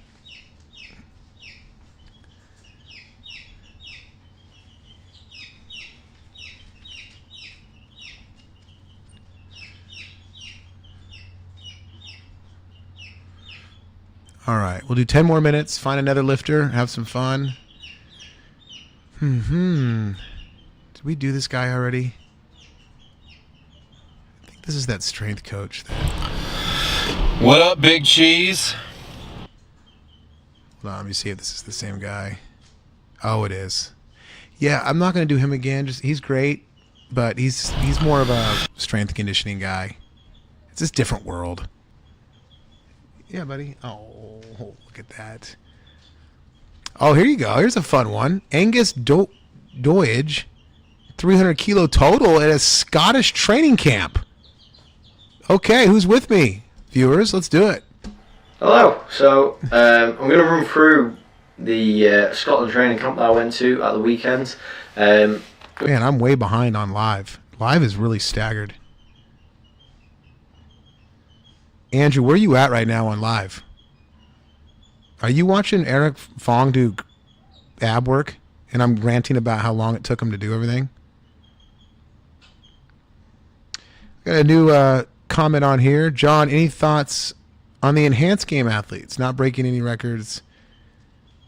To me, that just means most records were previously broke while enhanced. I have no comment. I'm just going to leave it that way. I know. You're going to get mad at me. I just would rather just not comment on the situation, that's all. It was a really good camp to go to. It was a good chance for me to test some of my bigger numbers, some of the big lifts, because I'm at a stage of hypertrophy at the moment. So. Oh, good, Andrew. Thank you. Already I'm upset with that word. Everything's a bit lighter, a bit more volume, so it was a good test for me to try and push things a bit more. I was sharing a platform with Tom Wright and Corey Duncan. So Tom is the 94 kilo lifter, very similar to me, so it was quite good going up and training with him, because it gives me a chance to push myself a little bit more. It's like that friendly competition, especially with someone like me who trains out of the garage. And then Corey Duncan is the 71 kilo lifter. He's a junior, so he's 18, and he's lifting some big weights for an 18-year-old, especially at 71 kilos. He's not going to European Champs, he's going to Junior Worlds instead, because he's good. But it was really good sharing a platform with him and sharing a platform with Tom. So we'll go through the snatches first. So I started filming at 120 kilos. 120 kilos, reasonably comfortable. But for me, I'll try to work on the things that I've been. Really good, by the way. Look at this. You guys still watching? An anabolic Bob Barker. I do appreciate your question. Hopefully you're still listening. Yeah, give me some more. Give me some more questions if you have any about weightlifting. I just really don't want to talk about it, answer it. I just don't have an opinion. That's the thing. I just don't have one. I don't have any. It's not like I don't want to give my opinion. I just don't really have one.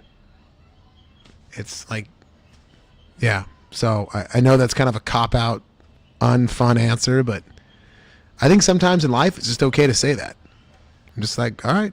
So, but please, any other questions you have? I like this guy. 120 is good. 120 is good.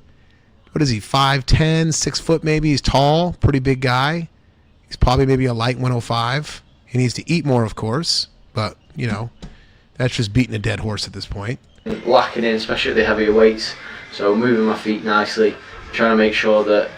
Look at this guy. Skinny boy, 120. These are some good darn lifters right here.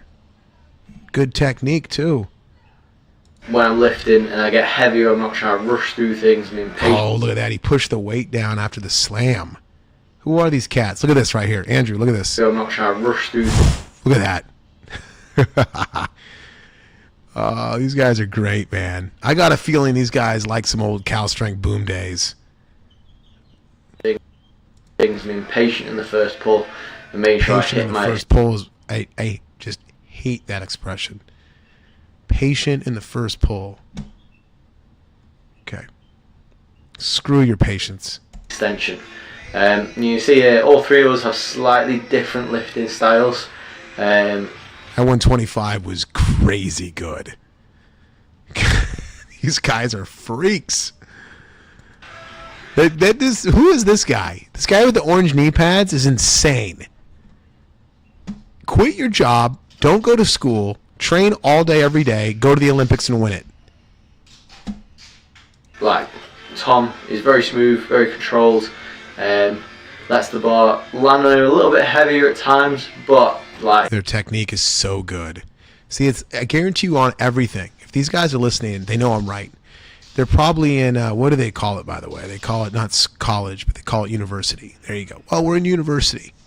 We're in university to be sports science. Again, another problem.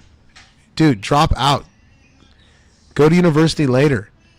Eat KFC, train 6 days a week with a 7th day active recovery and pool and hot tub and sauna work. Go win the Olympics. What's the problem? All these guys, I know these guys. I've trained with these type of guys. I've been to Scotland many, many, many times. I've done competitions in Scotland. I've trained in Scotland. I've done camps in Scotland. I've been all around Ireland. I've done 20 plus seminars in Ireland. I know these guys. These guys are phenomenal lifters, phenomenal athletes, freaks. And they all have the same story for the most part. They're in university. They're going to get a real job when they graduate. Sports science, chiropractic work. We'll just see how far we can go in the sport. Fuck. Dude. Go for it.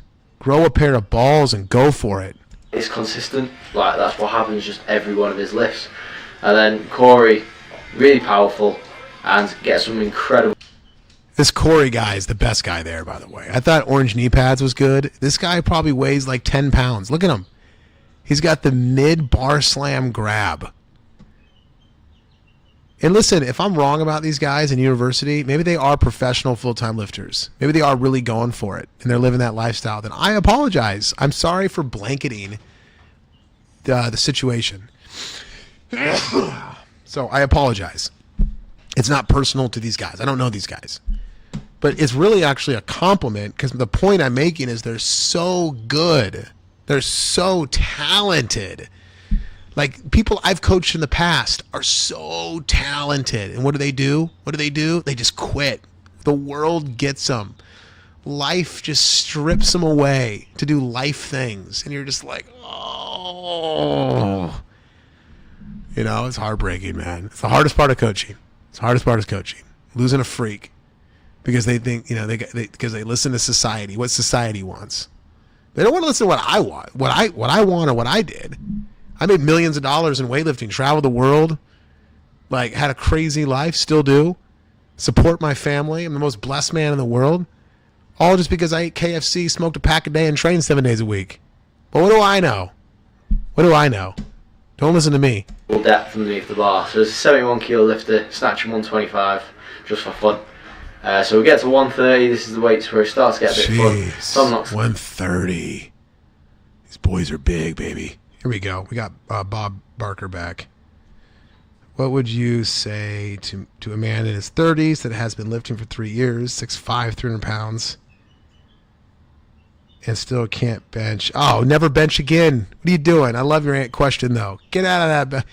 Listen, besides the bodybuilding chapter of my life, and of course when I played some football in high school and college, I've never benched once, ever, never. You should never bench in the sport of weightlifting. Never, ever bench. Never do it again. Get rid of it. Now, if you're more of a strength coach and you're more of like a bodybuilder, weightlifter, strength and conditioning, you know, okay.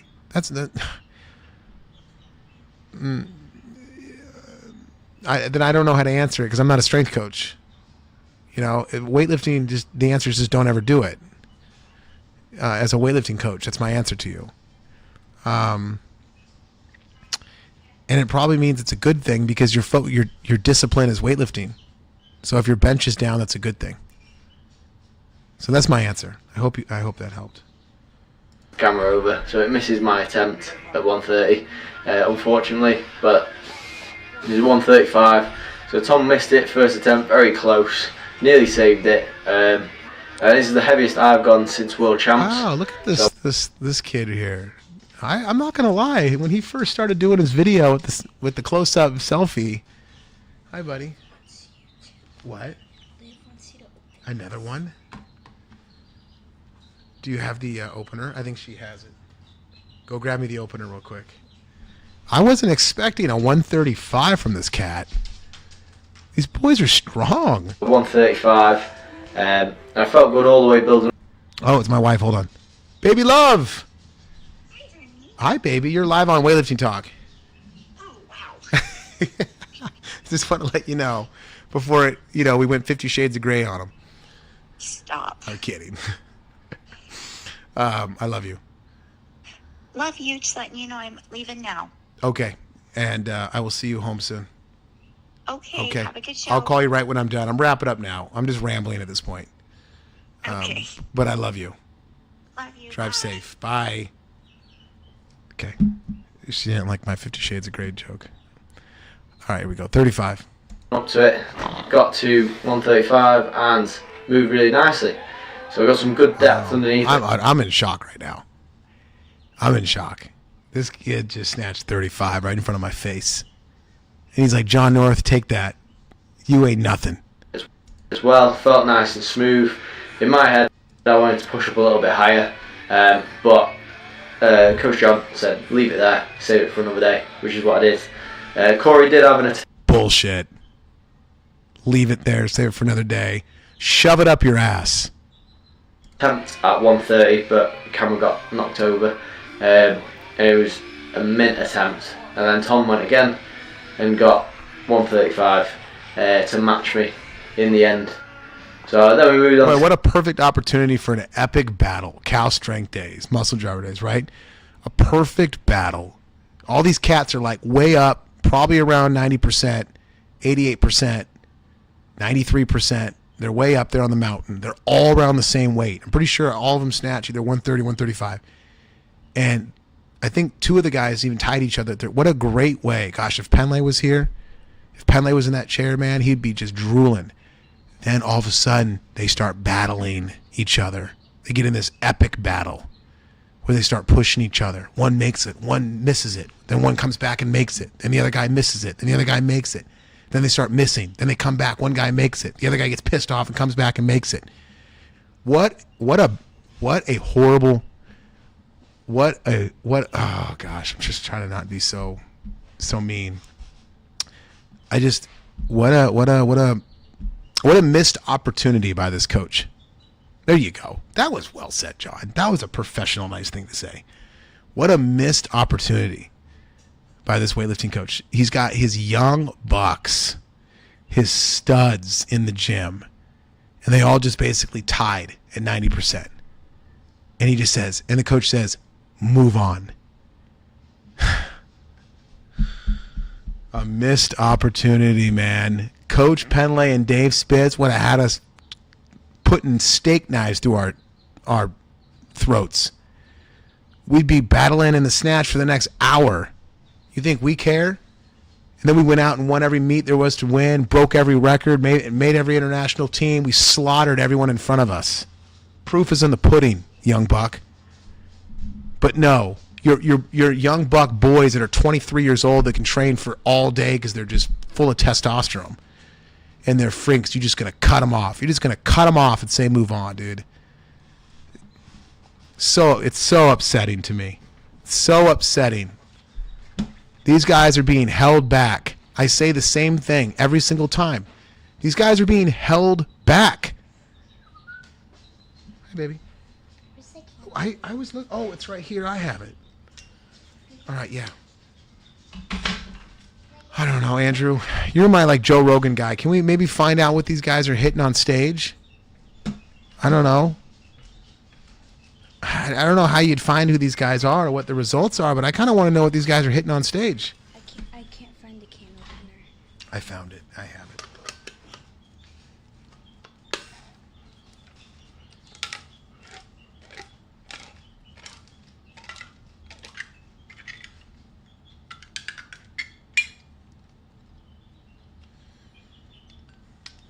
What a missed opportunity. And did you hear them in the very beginning too? They're like far out from the comp. That's why they're doing volume and stuff. It's like, bro, you're not even 2 weeks out. Like, if you were a week out, I understand, fine. A week and a half out, and you're on like some fancy taper, okay, fine. But, dude, you're in the middle of training.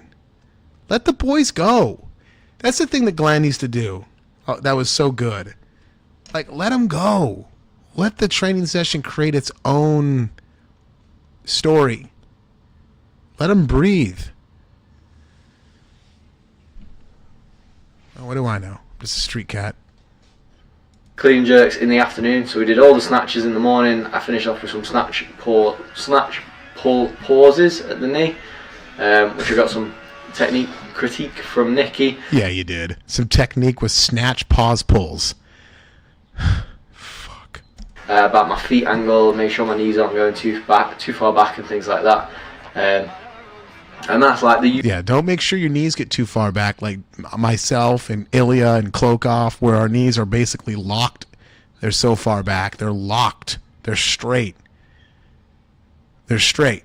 But don't be like Ilya Lin. Don't be like Klokov. Don't be like John North. Don't be like Carlos Nazar, whose legs are pretty much completely straight at the knee, and especially in the clean. And I could go on. Don't be like them. Bad. Useful bit for me at these camps is getting a bit more technical feedback, not like massive change. Shut up with your technical feedback. You know, and I'm not coming at these guys. These guys are just young and they're training hard and they're in a training atmosphere where that's obviously very talked about. You know, Glenn never talked about technique. There was no technical feedback. And again, if you're like, oh, geez, John, yeah, but there's more than one way than just Glenn's way. Well, that's what you're getting here. You're getting my experience. So if you want to go to another podcast, then go to another podcast. I'm telling you right now that we never talked technical work. It was just who's going to train the hardest per day, and the technique falls in place. Do you hear me? The technique falls in place. It's just who's going to train the hardest. This is not hard training. At all. Is it impressive that they worked up and hit a 35 snatch? These young kids that are pretty skinny? Yeah, I'm blown away. I'm like, wow, these guys are freak athletes. This is amazing. But is it hard training? No, they're young. Their testosterone's through the roof. They're young men. These men are built for war. You hear me? These young men are built for war. You think working up on a 35 snatch at 90% is hard? It's not a hard training. Back in the day, we'd just be getting warmed up because that's when the battle starts. But no, now we constantly have to talk about technical stuff because we have to make it complicated, right? So then the coach can tuck his shirt in and walk around the clipboard and look real smart. So that's what we could do. Yeah, I got a degree. Years, but stuff that I can implement at home quite easily. So for me, it's trying to put my toes out a little bit more in my start positions, making sure my knees aren't coming too back in my first pull. What the freak are you talking about? Push your knees back as hard as you can, dude. Do you not watch the hook grip videos? Do you not see the greatest weightlifters of all time literally lock their knees out in the first pull? My snatches, but clean and jerks in the afternoon. Oh boy, was I not feeling ready for them when we started. So it was like we trained all morning. We did snatches all morning. That was probably like hour and a half session in total. And then the afternoon session was clean and jerks and squats. And so had lunch in between, got back into the gym, and like lunch was just sat nicely in my stomach, making me feel not so great in the bottom of the squat, at least to start off with. So it was very much a game of willpower and caffeine power to get me through this. So we built up in the weights quite quickly. We sort of took over Corey because both me and Tom felt the same. We kind of wanted to get it not over and done with, but we wanted to get to those heavier weights a bit quicker. So we're already at 150 here. And it moved really nicely. Really happy with how the weights were feeling today. I found, because I've been practicing... These dudes are beasts, bro. I mean, they're hitting 50 like nothing. That's what I'm talking about, man. They're hitting 50 like nothing, man. These young men want to go. These guys want to battle. You know? Here's the skinny boy hitting 40. Not necessarily like bad funky things. It's just like the stuff that I'm working on, whilst it's a bit lighter, is being a bit more slow and controlled. And you can't have the same slow and controlledness when you're heavier. Like 160 kilos, you have to... 160, this dude's a beast, man. So he went 35 in the snatch. Here's 60. These are good athletes, guys. You have to give it some. But I was really happy with how well I stood it up, how well I caught it. And the jerk, let's have a gander. Easy. It was a good jerk, just slightly forwards. Oh my gosh. Dude. Grit, man. What do you mean it's slightly forward? What are you talking about? I look fine. It's really the case that as I'm getting heavier in the jerks, they are starting to go slightly forwards. So I almost overcorrect, which you'll see that on my next attempt. Tom, also 160, making it look nice and solid. Easy. He's got nice short arms, making that jerk nice and comfy for him overhead. And then Corey, like I said, a little bit behind us, but again, he's a 71 kilo lifter. So yeah, I mean, this Corey guy is the best guy on the team. 71, dude. He's hitting 50 in the CJ. What did he snatch? 20? Oh my gosh, bro. Tom are like 20 kilos heavier than him, pretty much. What a monster. This dude better not be working. He better not be in university. I tell you that right now. If I find out this 71 is in university or he's working, I'm going to be so upset. This dude should be taken care of completely. He should be training full time. And he's keeping up with us pretty much the whole way. And smashes 100. Gosh, he just power jerked 50. Oh my gosh, dude. Who is this guy? Anybody? Chatboard, help me. Who is this guy from, what is it, Scotland? What a monster. What a monster. Unfortunately, I don't know if I'll get any of his later attempts, but we'll see. He tries to send some big ones. I think all right, he's 65. They're going up, though, man. Hey, look, the coach let him go up in the clean jerk, which is good. Session is on there. So he's 165. The clean felt really good. Really happy with how I stood it up. I was slightly forwards in my toes the whole way, but managed to save it. Easy. But then this jerk, whew. I overcorrected for the bar. A little shaky, but good fight. Travelling slightly further forwards. So it was behind me quite a lot, and it just meant that I was absolutely battling to keep it overhead. And then Tom, nice controlled, boom, smashes it. Nice move. There's a little bit of a wobble. Go so 70. Makes me feel a bit Go better. 70. Look at 55. See, they're battling in the CJ pretty well. I mean, I want to see him go 70, but why not in the snatch? I don't get it. I don't get it. And then this is Corey sending it at 155. So again, 71 kilo lifter.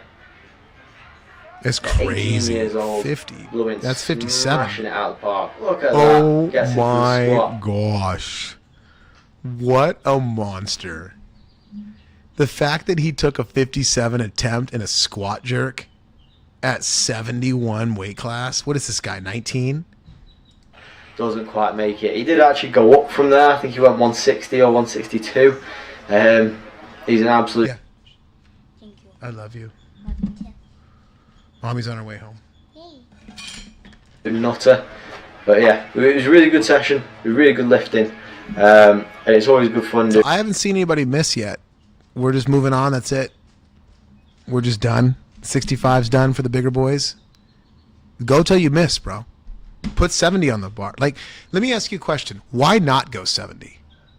You both just crushed 65. You crushed it. It wasn't like it was scary or you know, it almost hurt you or you know, you had to triple bounce up from the clean with the pocket Hercules stand up grind. Like, you're young. You're in the gym. You're feeling good. You had lunch. You just hit 65. What is the reasoning for not going 70?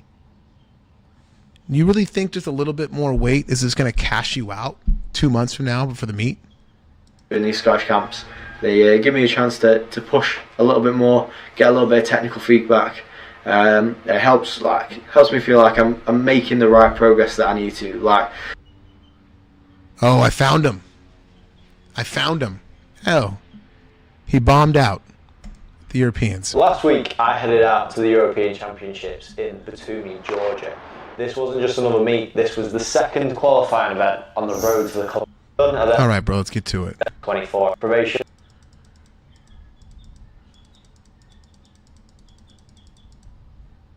Here he goes.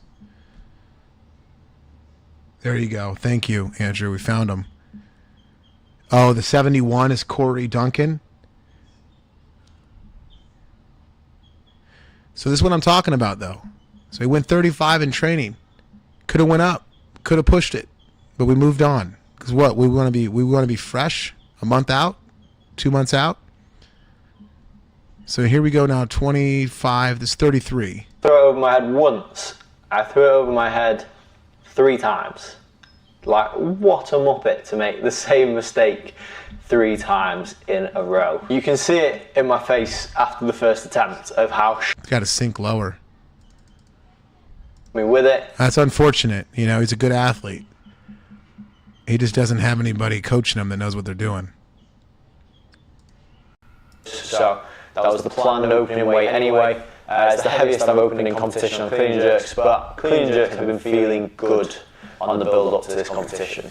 So I opened to 163 and made it look reasonably good. It felt good, looked comfy. So went for the next jump being 168 kilos. This is a weight that I've attempted in competition before but never made. So think about that for a second. You remember when I was just telling you that he smoked 65 in training? And I'm like, why not go 70? I mean, he smoked it. If he pushed it more, he went 70 plus in training. The 68's nothing. But no, we're going to cut them off every time. Every time they get up, we got to cut them off. So then when they get on stage and they're told when to lift and the adrenaline's pumping and they're nervous, this is what happens. So it's not a PR because I have done it in training, but it was a PR for a competition. So cleaned it, got a little bit stuck in the bottom of the clean, That's but good still jerk. stood it up reasonably confidently, and then I made the jerk and was over the moon with that. So I'd already PR'd my clean and jerk 172 kilos, which would be a PR. This should be 72 should be this guy's opener for how he hit 65 that day. Easy. Jerk, basically the whole trio. It would have been a PR. Loaded it up and sent it, and made the clean. Which, to be fair, I wasn't massively expecting. Why is he so skinny? Why? What is he, 6'2", 6'3"? What weight class is he? The 168 felt really good, and it just wasn't quite there. But I was fine with that because that clean was a grinder. It was a tough clean, but we made it, smashed it. So absolutely buzzing with that. So as you can tell, as a competition, it was very much a roller coaster of a ride. Like bombing out in snatches into PR and your clean and jerk is not ideal. Like it messes with your head a little bit, but it was a win overall. Like I went into that competition with the mindset of I want to show that I've gotten stronger. And the snatches didn't show that, but I feel like I made up for that in the clean and jerks. And that was my objective, to show that the training that I've done since Worlds has made me a stronger lifter. But for me, European Champs wasn't just about the competition. When I went to Norway, we stayed in a hotel that was an hour away from the venue. We didn't have the same training hall as the main lifters. So being at European Champs, I wanted to make the most of the training hall. But I had the opportunity to train in training hall as well, which was good for me because it meant I got Coach John looking at me, and we figured out where the inconsistencies are in my snatch, so I have things to work. Jeez. Where the inconsistencies are in your snatch, brother. Just snatch more and go heavier. And go heavier more often. What are you talking about? The inconsistencies in your snatch. I mean, perfect example. You're here. You just got done talking about how excited you are. You're in the training hall. Look at this beautiful, beautiful training place. And you're not going to snatch clean jerk? You're not going to say, let's go, baby. Let's go heavy. Let's max out right here. Snatch, clean, jerk. Let's go. No, you're going to do power snatch light. And then you're going to do some power clean jerks. And then that's what you're going to do, and you're going to be done. Maybe with some squats afterwards. Why? Why not take advantage of this atmosphere? Again, it's just another great athlete that's young with tons of potential that is just not training as hard as he should be. And that's the bottom line. You can debate me all you want. You can debate me all you want. I know for a fact if he was with Coach Penlay, this guy would be podium at the Olympics. Podium because of the Penlay method. But no, we're going to go to the training hall. We're going to do powers. Light. It's just frustrating is what it is.